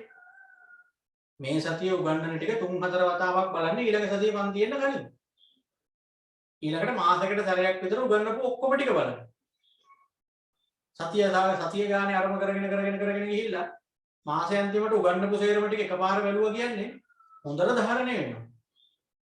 ඒක දිගින් දිගටම කරම ඉන්න ඕනේ. ඉතින් අවුරුදු දෙක මේකයි වැඩි. අවුරුදු දෙක මේ වැඩේ කර ඉන්න එක විභාගේ ලඟ වෙන්න තමන්ටම තේරෙනවා මම නම් අනිවාර්යෙන්ම කැම්පස් යනවා කියන්නේ. හරි? ගන්න බලන්න ඊළඟ කොටස ක්‍රියාපදිංචියේ වැඩේ හරිනේ. සමුපකාර ගැන අපිට තව තියෙනවා මෙන්න මේ වගේ කරුණු ටිකක් කතා කරන්න. සමුපකාර ව්‍යාපාරයේ ප්‍රවණතා. ප්‍රවණතා කියන්නේ පුතේ මේ සමුපකාර කියන ක්‍රමය සෑහෙන්න අතීතයේ ඉඳලා පටන් ගත්ත එකක්. ගොඩාක් ඉස්සර පටන් ගත්ත එකක්. ඒක අර මුලින් නිකන් ඔය මිනිසුන්ට සහනදාර වගේ දේවල් බෙදලා දෙන්න ආණ්ඩුවේ සහනදාර දෙන්න වගේ ඔය ගම්වල සමුපකාරය කියලා කඩයක් දාගෙන එහෙමනේ කරේ ඉස්සර. හැබැයි දැන් සමුපකාර කියන ක්‍රමය ගත්තාම නව ප්‍රවණතා රාශියක් ඇති වෙලා තියෙනවා. නව ප්‍රවණතා කියන්නේ මොනවද කියලා වෙන පාඩම් වලදී අපිට අහුවෙලා තියෙනවා. පළවෙනි පාඩමෙත් අහුවෙලා. නව ප්‍රවණතාවයක් කියන එකෙන් අදහස් කරන්නේ මොකක්ද? අලුත්ම ට්‍රෙන්ඩ් එක කියන එක. නව ප්‍රවණතාවයක් කියන්නේ මොකද්ද? අලුත්ම ට්‍රෙන්ඩ් එක කියන එක. ඒ කියන්නේ ඉස්සර ඉඳලා තිබිච්ච නැති දැන් අලුතෙන් ඇති වෙලා තියෙන එක තත්ත්වයක්. ඉතින් සමුපකාර කියන ශේෂ්ත්‍රයටත් එහෙම තමයි. සමුපකාර කියන කතන්දරේ ගත්තාම ඉස්සර සමුපකාර කියන ක්‍රමය තුල දකින්න තිබ්බේ නැති දැන් සමුපකාර ශේෂ්ත්‍රය තුල ඇති වෙලා තියෙන අලුත් දේවල් තියෙනවා. ඒක තමයි අපෙන් අහන්නේ මොනවාද ප්‍රවණතා කියලා. බලන්න මොනවාද කියන්නේ? ස්වයං සේවා වෙළඳසල් ආරම්භීම හා වෙළඳසල් නවීකරණය කිරීම. සමුපකාර ශේෂ්ත්‍රය තුල අලුතෙන්ම ඇති වෙච්ච දෙයක් තමයි කෝප් සිටි. කෝප් සුපර් කෝප් සිටි ඒක අලුත් ට්‍රෙන්ඩ් එකක්. ඒ කියන්නේ අර කාගේල් ස්කීල්ස් ඒ වගේ සුපිරි වෙළඳසල් කරලියට එනකොට සමුපකාර ක්‍රමයටත් ඒ වගේ දේවල් බිහිවුණා. ඒව තමයි ඉතින් ඔයගොල්ලෝ අපි හැමෝම දන්නවා කෝප් සිටි කියලා තියෙනවා. ඒක අලුත් ට්‍රෙන්ඩ් එකක් සමුපකාර ශේෂ්ත්‍රය තුල ඇති වෙච්ච. නව ව්‍යාපාර ශේෂ්ත්‍ර වලට පිවිසීම. අනිත් එක දැන් සමුපකාර කියන ක්‍රමය හැම ව්‍යාපාර ශේෂ්ත්‍රයකටම මැදිහත් වෙලා තියෙනවා. රක්ෂණ ශේෂ්ත්‍රයේත් ඉන්නවා, සංචාරක ශේෂ්ත්‍රයේත් ඉන්නවා, නිෂ්පාදන ශේෂ්ත්‍රයේත් ඉන්නවා. ඉන්ධන පිරවුම් වල තියෙනවා. විශේෂඥ වෛද්‍යවරු ජනන කරන සේවාවන් තියෙනවා. හැම ශේෂ්ත්‍රයකටම ගිහින්. ඒක අලුත් ට්‍රෙන්ඩ් එකක්. ජංගම වෙළඳ පොළවල් ඇරවීම. අර ලොරි ඔය ඩීමෝ බට්ට වගේ ලොරි භාග අනම්මනම් 3 wheel ඒ යටතේ ඔය එක ජංගම රථ මල් පැල විකුණන ඒවා විශේෂයෙන්ම මල් පැල විසිතුරු පැල එතකොට ඔය කැවිලි ಜಾති ඒ වගේ ඒවා බිස්නස් කරනවා ජංගම රථ හරහා. ඒකත් අලුත් ට්‍රෙන්ඩ් එකක්. සමුපකාර ක්‍රමයට ඒවා කරනවා. විද්‍යුත් ගෙවීම් ක්‍රම භාවිත කරනවා. අපි අර කලින් කිව්වේ පොඩ්ඩක් මේ කාඩ් වලින් එහෙම ගෙවන්න මිනිස්සුන්ට ඒවා දෙන්න ඕනි කියලා. ඉතින් සම්පකාරات දැන් ඒ තත්ත්වයට ඇවිල්ලා කියලා කියනවා. ඔන්න නව ප්‍රවණතා. ඊළඟට අහන්න පුළුවන් සම්පකාර ව්‍යාපාරයේ උන්නතිය සඳහා යෝජනා. ඔය යෝජනා කියන ඒවා එහෙම නිතර අහනවා. මොකද යෝජනා කියන ඒවා පුතේ කටපාඩම් කරන්න ඕනේ නැහැ. යෝජනා කියන්නේ දැන් ඔයාලට හිතලා කරන්න පුළුවන්. ඒක අහන්නෙත් මෙහෙමනේ. දැන් පෞද්ගලික අංශයටනේ සම්පකාර වැටෙන්නේ. හිමිකාරීත්වයම යනකොට පෞද්ගලික අංශයටනේ වැටෙන්නේ. අපිට කියනවා මෙහෙම. පෞද්ගලික අංශයේ අනිත් ව්‍යාපාරات එක්ක බැලුවාම සමුපකාර කියන ක්‍රමය තරගයට මුහුණ දෙන්න අපහසුයි. කියන්නේ පෞද්ගලික අංශයේ අනිත් ව්‍යාපාරات එක්ක තරග කරන්න සමුපකාර වලට අමාරුයි. ඒ සඳහා ඒ කියන්නේ අනිත් ව්‍යාපාර මට්ටමට ගේන්න නම් අනිකුත් පෞද්ගලික අංශයේ ව්‍යාපාර වගේම සමුපකාරات ඒ වගේ වෙන්න නම් ඔබ කරන යෝජනා මොනවද කියලා අහන්න. අපිට තේරෙනවා නිකන් අනිත් ඔය පෞද්ගලික අංශයේ ව්‍යාපාර වගේ නෙවෙයි සමුපකාර අරතරම්ම නෑනේ. දැන් කාගේල්ස් එක කීල්ස් එක වගේ නෑනේ කෝප් සිටියේ කොහොමද? පොඩි තියෙනවනේ නිකන් අමුතු නිකන් බාල ගතිය. පොලිටියේ අඩු ගතියක් නිකන් දැක්කහම උනක් පේනවනේ. ඉතින් ඒ සඳහා අපිට කියනවා යෝජනා ඉදිරිපත් කරන්න කියලා. පොඩ නිකන් අර අනිත් ඒවත් එක්ක නිකන් ගේමකට වගේ හදාගන්න මොනවද ඔබ කරන යෝජනා. මේ තියෙන්නේ ඉතින් මොනේ ගැළපෙන යෝජනා ටිකක් බලන්න. විවෘතව තබන වේලාව දීර්ඝ කරන්න. අපිට යෝජනා කරන්න පුළුවන් ඒක. මොකද කෝප් සිටිය හවස 6ට 7ට වහනවා නම් කාගිල්ස් එක කීල්ස් එක රෑ 9 10 වෙනකන් ඇරලා නම් එතන අනිවාර්යෙන් අවාසිනේ අරගොල්ලන්. කෝප් සිටියත් ඇරලා තියන්න රෑ වෙනකන්. අපි යෝජනාවක් කරන්නේ. ණයට භාණ්ඩ අලෙවි කිරීම පිළිබඳ අවධානය යොමු කරන්න. ණයට විකුණන කියන්නේ ක්‍රෙඩිට් කාඩ් වලට බඩු දෙන්න. මොකද අනිත් ඒවාට මිනිස්සු යන්නේ එක හේතුවක් ඒක. මේගොල්ලන්ටත් අපි කියන ක්‍රෙඩිට් කාඩ් වලට දෙන්න. කළමනාකරන මණ්ඩලය සඳහා දක්ෂ බලපුරුදු කාර්යක්ෂම පිරිසක් තෝරගන්න. ලොකුම අවුල ඕකනේ. අර ඡන්දේ තියලා මැනේජ්මන්ට් එකට නිකන් අර කැමැත්ත තියෙන උන්වම දාන්න නැතුව පොඩ්ඩක් වැඩ දන්න දක්ෂයෝ ටිකක් ගන්න මැනේජ්මන්ට් එකට. කළමනාකරණය. වෙනම කඩේ දීලා හරි කමන්නේ. අපි යෝජනාවක් හැටියට කරන්නේමනේ මේ කියන්නේ. විවිධ ප්‍රවර්ධන උපක්‍රම භාවිත කරන්න. කිසිම ඇඩ් එකක් නෑනේ මේවට. දැන් අනිත් හැම එකකටම ටීවී ඇඩ් අරන් මනම් යනවනේ අනිත් ව්‍යාපාර කටයුතු වලට. සමුපකාර ශේෂ්ත්‍රය තුල එහෙම ටීවී ඇඩ් එහෙම හරි අඩුයිනේ. ධනදුණු කරුවා කොළඹව ගන්න, ගෙන්න ගන්න කිසි දෙයක් ඒගොල්ලෝ කරන්නේ නෑනේ, මහන්සියක් වෙන්නේ නෑනේ. දැන් කාගිල්ස් එකේ කීල්ස් එකේ අපි දැන් කරනවා ටීවී ඇඩ් යනවා. ඒ වෙනදසල් ළඟ මිනිස්සු ආකර්ෂණය වෙන විදිහට ලොකු බෝඩ් ගහලා අද දවසේ මිල ගණන් කියලා ගහලා එක එක දිනුම් එදීම් කරනවා. පාරෙත් එක්ක බෝඩ් ගහලා තියෙනවා තව මීටර 800ක් ඉස්සරහන් කාගිල්ස් එක තියෙනවා අරක මේක කියලා. එහෙම තියව පොඩි නිකන් අපිටම ඇද ගන්න එක එක දේවල් ඒව කරනවානේ. මේ සමුපකාර ශේෂ්ත්‍රය තුල එහෙම කරන්නේ නැහැ. කිසි ඇඩ් එකක් නැහැ. ඔහේ දාගෙන කරගෙන යනවා. ඉතින් අපි යෝජනා කරනවා ප්‍රවර්තන උපක්‍රම අනුගමනය කරන්න. ඇඩ් එකක් දෙන්න. ඇඩ් එකක් දෙන්න නැතුව කොහොමද මිනිස්සු දැනගන්නේ? කොහොමද පාරිභෝගික අපි ගැන දැනගන්නේ? ඇඩ් එක දෙන්න. ස්වයං සේවා වෙනදසල් තවදුරටත් ව්‍යාප්ත කිරීම. තව කෝප් සිටි එහෙම තව දාන්න. ටවුන් එකක දෙකක් හරි කමන්නේ නැහැ ලොකු ටවුන් එකක දාන්න. අර පොඩි පොඩි නගර ගම්වල පවා ගිහිල්ලා කෝප් සිටි දාන්න. එතකොට මිනිස්සු මේ ටවුන් එකට එන්නේ නැහැ ඒවෙන් බඩු ගන්න. ඔය අපිට ප්‍රශ්නයක් නැහනේ අර පොලිටියට තියෙනවා නම් කාගෙදකින්ද මන්ද කියන්නේ. අර නිකන් ප්‍රාථමික ටයිප් එකට පෙවුනහමනේ අපි ඒව පහු කරගෙන අරවට යන්නේ. කාගිල්ස් එක කීල්ස් එක වගේම කෝප් සිටික් තියෙනවා නම් නම අවුලක් නැහැ. හරියට පාකින් තියෙනවා නම් AC කරලා නම් අර වගේ කාර්ය මණ්ඩලයක් ඒවැත් ඉන්නවා නම් පොඩි මාකටිං පාරකුත් තියෙනවා නම් අපි ඉතින් අරවටත් යනවා. හරි. තමයි සතොස ටිකක් නවීකරණය වෙලා ආවනේ මෑත කාලේ. සතොස කෝප් සිටි වගේම සතොසත් දැන් පුක් සිටි ක්‍රමයට ලස්සනට තියෙනවනේ. ඉතින් මිනිස්සු ගොඩක් සතොසට යන්නේ. හොඳට තියෙනවා නම් යනවා. පාරිභෝගික ආකර්ෂණය සඳහා වෙළඳසල් දර්ශනීය ලෙස සකස් කිරීම. ඒක තමයි අපි දැන් මෙච්චර කිව්වේ. පොඩක් ක්වොලිටියට හදලා ගන්න ඕවා. සමාජික ප්‍රතිලාභ වැඩි කරන්න. දැන් මේවැ සමාජිකත්වයේ ගන්න කවුරුවත් දෙන්නේ නැත්තේ මොකද? ඇයි අර ගණදනු කරන විදිහටනේ අතිරික්තය බෙදන්නේ. එහෙම නෙමෙයි සමාජිකයන්ට විවිධ ප්‍රතිලාභ ගන්න පුළුවන් වෙන්න ඉඩ හදන්න. නව සමාජිකයන් බඳවා ගැනීමට වැඩපිළිවෙලක් සැකසීම. පාරිභෝගික සේවා සැපයීම සඳහා නවීන තාක්ෂණික ක්‍රම භාවිත කිරීම. නව තාක්ෂණික ක්‍රම පාවිච්චි කරන්න පුළුවන් තරම්. කාඩ් එකෙන් බිල ගෙවන්න, ලිෆ්ට් එහෙම හදන්න, උඩ තට්ටුවක තියෙනවනේ. බාර්කෝඩ් සිස්ටම් දාන්න. මම දැක්කම මේ ළඟදී කෝප් සිටි එකට ගිහිල්ලා මොනවා හරි ගන්න. තාම නිකන් අර ගමේ කඩේ වගේ පෑනල් ලියලා බිල් එක හදන්න. කෝප් සිටි. එතකොටනේ අර මිනිසුන්ට එපා වෙන මිනිස්සු අතෙන්ට ගිහිල්ලා ඉවරයි. අර සාම්ප්‍රදායික ක්‍රම ඇතහැරලා තියෙන්නේ. අරකට ගියාම කාගෙල් සෙකට කීල්ස් එකට ගියාම මොකුත් නැහැ. චී ගාලා අල්ලනවා. සුරුස් ගාලා වොල්ට් එක දෙන්න. චිරිස් ගාලා බිල් එක එනවා. කඩලා අපිට දෙන්න. කාඩ් එක දුන්නාම එතනින් කතන්දරේ ඉවරයි. දාරවැ ගිහිල්ලා මෙහෙම පොත් පෙල්ල කෙල්ල ගගා පෑනෙන් ලියලි එකතු කරනවා ආයෙ එකතු කරනවා ආයෙ කැල්ල එකේ ගහලා එකතු කරනවා. පරක් වෙනවනේ එපා වෙනවනේ. ඔන්න යෝජනා. ඔය යෝජනා වගේ වුතේ මෙහෙම යෝවා කටපාඩම්ම කරලා තියන්න ඕන නිකන් කියව ගන්න. මොකද ඔයිට අමතරව ඔයාට මොනවා හරි යෝජනා ඔළුවට ආවොත් සම්පකාර ව්‍යාපාරය දියුණු කරන්න මෙන්න මෙහෙමත් කරොත් හොඳයි කියලා ලියන්න.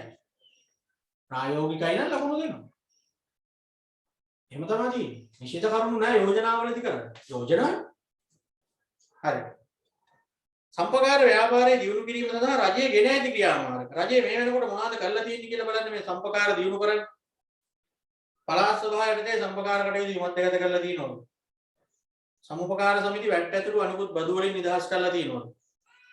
රජයේ කොන්ත්‍රාත් හා අනිකුත් මිලදී ගැනීම වලදී ප්‍රමුඛ ස්ථානය දෙනවා. රජය කරන්නේ මේවා මේ සම්පකාර දියුණු කරන්න රජය මොනවද කරලා තියෙන්නේ කියලා. සාමාන්‍යයෙන් තුන්වෙනියට කියපු කාරණාව නම් අපිට පේනවා. රජයේ මිලදී ගැනීම වලදී ප්‍රමුඛ ස්ථානය දෙන්නේ ඒවට. දැන් රාජ්‍ය ආයතනයකට මොනවා හරි ගන්න ඕන නම් අපි හිතමුකෝ ප්ලාස්ටික් වතුර බෝතල් ටිකක් ගන්න ඕනේ කියලා. ඒ ගන්නකොට කාගීල්ස් එකෙන් කීල්ස් එකෙන් ගන්න නෙවෙයි. එතකොට ඒගොල්ලෝ බලන්නේ සතොසෙන් ගන්න. මොකද ඒක අර ඒ ව්‍යාපාරයට කරන උදව්වක් වෙනවා එක පැත්තකින්. මොකද රාජ්‍යංශයේ මිලදී ගැනීම වලදීවත් අඩුතරමේ සතොසට කෝප්සිටි වලට ප්‍රමුඛ ස්ථානය දෙන්නේ නැහැ. ඒ නිසා මේ සම්පකාර දියුණු කරන්න රජය කරන වැඩ. සම්පකාර සංවර්ධනය සඳහා වෙනම අමාත්‍යාංශයක් ඇති කරනවා.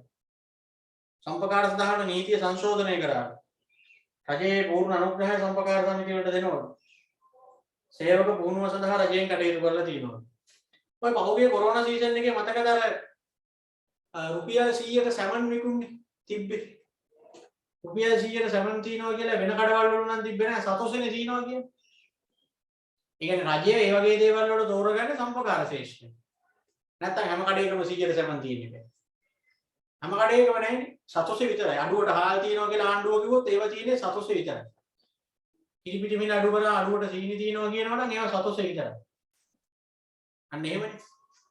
එහෙනම් රජය පොඩි ඉතින් බෑකප් එකක් දෙනවා ඒවට. සම්පකාර ශේෂ්ඨයට. එහෙමනම් ඒකත් හරි. සමුපකාර දියුණු කරන්න රජයේ ගෙන ඇති ක්‍රියාමාර්ග. හරිනේ. අවසාන වශයෙන් සමුපකාර වල මූලික ලක්ෂණ ටික අර අනිත් ඒවා ලිව්වා වගේ තනි කොටුවක් අස්සේ තියෙනවා ලියන්න. එතකොට තවත් ටිකක් හොඳට සමුපකාර ගැන අවබෝධයක් එයි. අයිතිය ලියන්න සමාජිකයන් සතුවේ අවමේ 10යි උපරිමේ සීමාවක් නැත. අයිතිය කියන දන ලියන්න සමාජිකයන් සතුවේ අවමේ 10යි සමාජිකයන් සතුවේ කියලා වරහන් අස්සේ ලියන්න අවමේ 10යි උපරිමේ සීමාවක් නැත. අවමේ 10යි උපරිමේ සීමාවක් නැත. අවමේ 10යි උපරිමේ සීමාවක් නැත.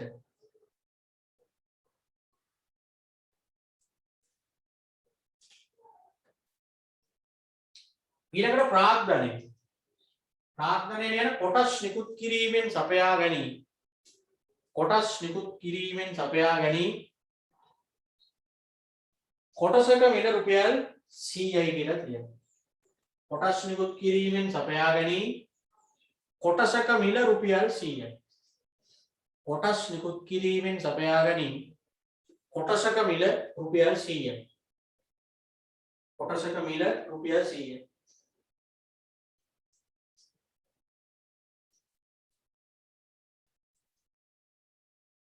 කළමනාකරණය ලියන අධ්‍යක්ෂක මණ්ඩලයක් මගින් සිදුවේ අවමය 7යි.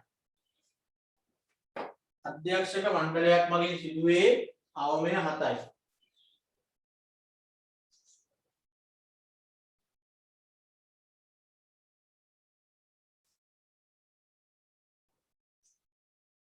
කළමනාකරණය ලියන අධ්‍යක්ෂක මණ්ඩලයක් මගින් සිදුවේ අවමය 7යි. අවමය 7යි. නීතිමය පුද්ගල භාවය කියන තැන ලියන්න නැත. ඇත. නීතිමය පුද්ගල භාවය ඇත. ඒ තේරුම දන්නවනේ ඔයගොල්ලෝ. නම් වර්ග තුනක් ගැන කතා කරන්නේ මේ හතරවෙනි වර්ගයේදී.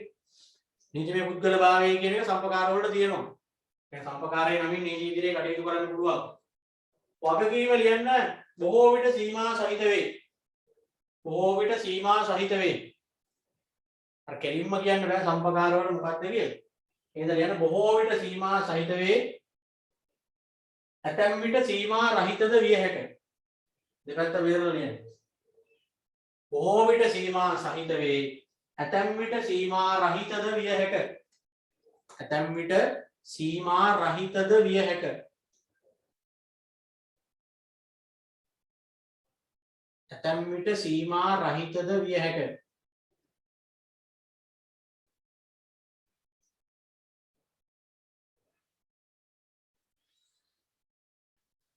ලියාපදිංචිය දැන් ඉතින් අපි කලින් කතා කරානේ ලියන සමුපකාර සංවර්ධන දෙපාර්තමේන්තුවේ ලියාපදිංචි කළ යුතුය. සමුපකාර සංවර්ධන දෙපාර්තමේන්තුවේ ලියාපදිංචි කළ යුතුය. සමුපකාර සංවර්ධන දෙපාර්තමේන්තුවේ ලියාපදිංචි කළ යුතුය.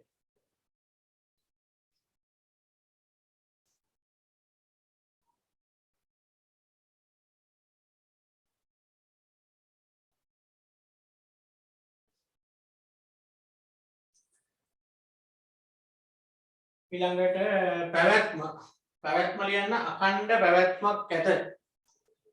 අඛණ්ඩ පැවැත්මක් ඇත. අඛණ්ඩ පැවැත්මක් ඇත. අඛණ්ඩ පැවැත්මක් ඇත. ගිණුම් දැමීම හා විගණනය ලියන අනිවාර්ය වේ. අනිවාර්ය වේ. ගිණුම් දැමීම හා විගණනය අනිවාර්ය වේ.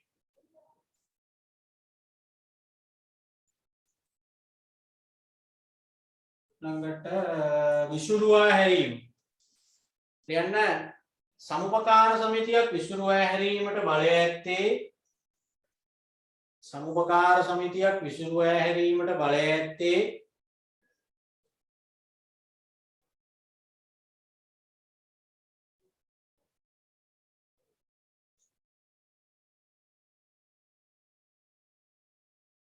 සමුපකාර කොමසාරිස්වරයාට සමුපකාර කොමසාරිස්වරයාට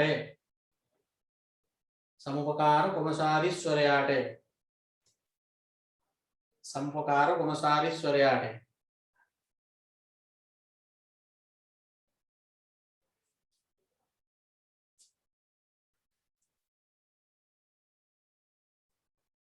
අතිරික්තය බෙදා හැරීම කියන එකේ ලියන්න ලාභ බෙදන විදිහනේ ඔය කියන්නේ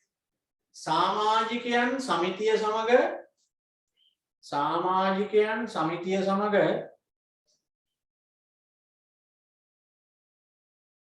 ගනුදෙනු කර ඇති වටිනාකමට අනුපාතිකව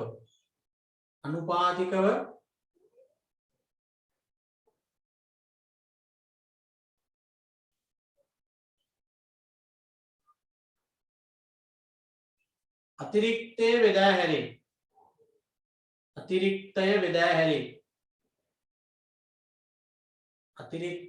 හැරීම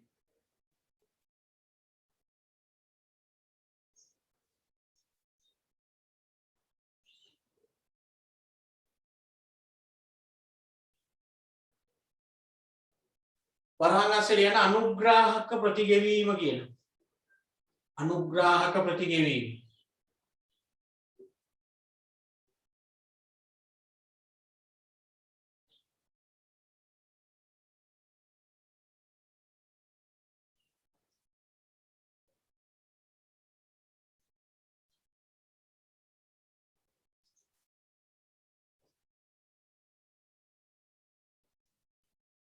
හරි ඔන්න සමුපකාර කියන ක්‍රමය ගැන කතා කරන්න ඕනි දේවල් ටික කතා කරලා ඉවරයි. එතකොට බලන්න දැන් අපි ව්‍යාපාර සංවිධාන ක්‍රම කිව්වහම 4 වර්ගයක් ගැන දැන් ඔන්න වැඩේ ඉවරයි. තනි පුද්ගල ව්‍යාපාර ගැන ඉවරයි, හවුල් ව්‍යාපාර ගැන ඉවරයි, සංස්ථාපිත සමාගම් ගැන ඉවරයි, සමුපකාර කියන එක ඉවරයි. ලොකු ඒවා 4ම ඉවරයි. ඊළඟ ටික පුතේ පොඩි ටිකක් තියෙන්නේ සාමාන්‍යයෙන් තව දවස් 2කින් මේ ටියුට් එක ඉවරයි. එනි පාඩම් 4ක් එතකොට ඉවරයි. එතකොට ඊළඟට අපිට පටන් ගන්න තියෙන සිලබස් එකේ 5 වෙනි පාඩමයි 6 වෙනි පාඩම. ව්‍යවසායකත්වයේ කියන එකයි සුළු පරිමාණ ව්‍යාපාර කියන එක. මොකද මේ දෙකම එකට වගේ යන්නේ එකම ටියුට් එකේ පාඩම් දෙකම තියෙන්නේ. එතකොට සිලබස් එකේ 3න් එකක් ඉවරයි ඊළඟ පාඩම කරාම. ඒකයි මම ඔයගලන්ට අර අනතුරු ඇගෙව්වේ අද ටිකක්.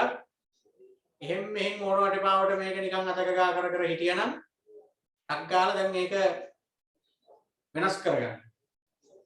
මොකද දැන් සැලකිය යුතු ප්‍රමාණයක් අපි ඉවර වෙලා තියෙන්නේ. මේක තමයි දිගම පාඩම. ඉතින් එහාට තියෙන පාඩම් පටපට ගාලා ඉවර වෙනවා. හරි. ඔන්න එහෙමනම් සමුපකාර කියන ක්‍රමයත් හරි අපි එතකොට ඊළඟ දවසේ පටන් ගමු වරලත් ව්‍යාපාර කියන ක්‍රමය. ඒකත් ටිකක් අමුතු එකක්. ඔය KFC pizza hut එහෙම යන ක්‍රමෙ ඒ ක්‍රමයට කියන්නේ වරලත් ව්‍යාපාර ක්‍රමය. ඒක එහෙමනම් ඊළඟ දවසේ බලමු. මොකද? ඔය කහපාට පේපර් ටියුට් එක කරන්න පුතේ මේ ටියුට් එකත් ඉවර වෙලා. මොකද ඒකේ ඔක්කොම ව්‍යාපාර සංවිධාන වර්ග ටික තියෙනවා. ඔයගොල්ලෝ කරන්න මම සාකච්ඡා කරනවා මේ ටියුට් එක ඉවර වෙනවා. ඔයගොල්ලෝ පුළුවන් ඒවා කරන්න මේ දවස ගානේ හැම කොටසක්ම කරද්දි ඒ ටියුට් එකේ කරන එක දැන් සමුපකාර ගැන තියෙන ප්‍රශ්න ටික දැන් කරේ. සමාගම් ගැන තියෙන ඔක්කොම කරේ. අවුල් ව්‍යාපාර අනුමුද්ගල ව්‍යාපාර ගැන ඔක්කොම කරේ. ඒවා කරන්න. ටියුට් එක ඉවර වෙලා සම්පූර්ණ ටියුට් එක සාකච්ඡා කරනවා. එතකොට ඒක වැඩි ඉවරයි. හරි. හරි. එහෙනම් මෝල් ක්ලාස් එකේ ඉතුරු දෙය අතන තියෙන අවශ්‍ය ළමයි ඉන්නවනම් සම්බන්ධ වෙන්න. ඕටම පුතේ න අයිබෝ.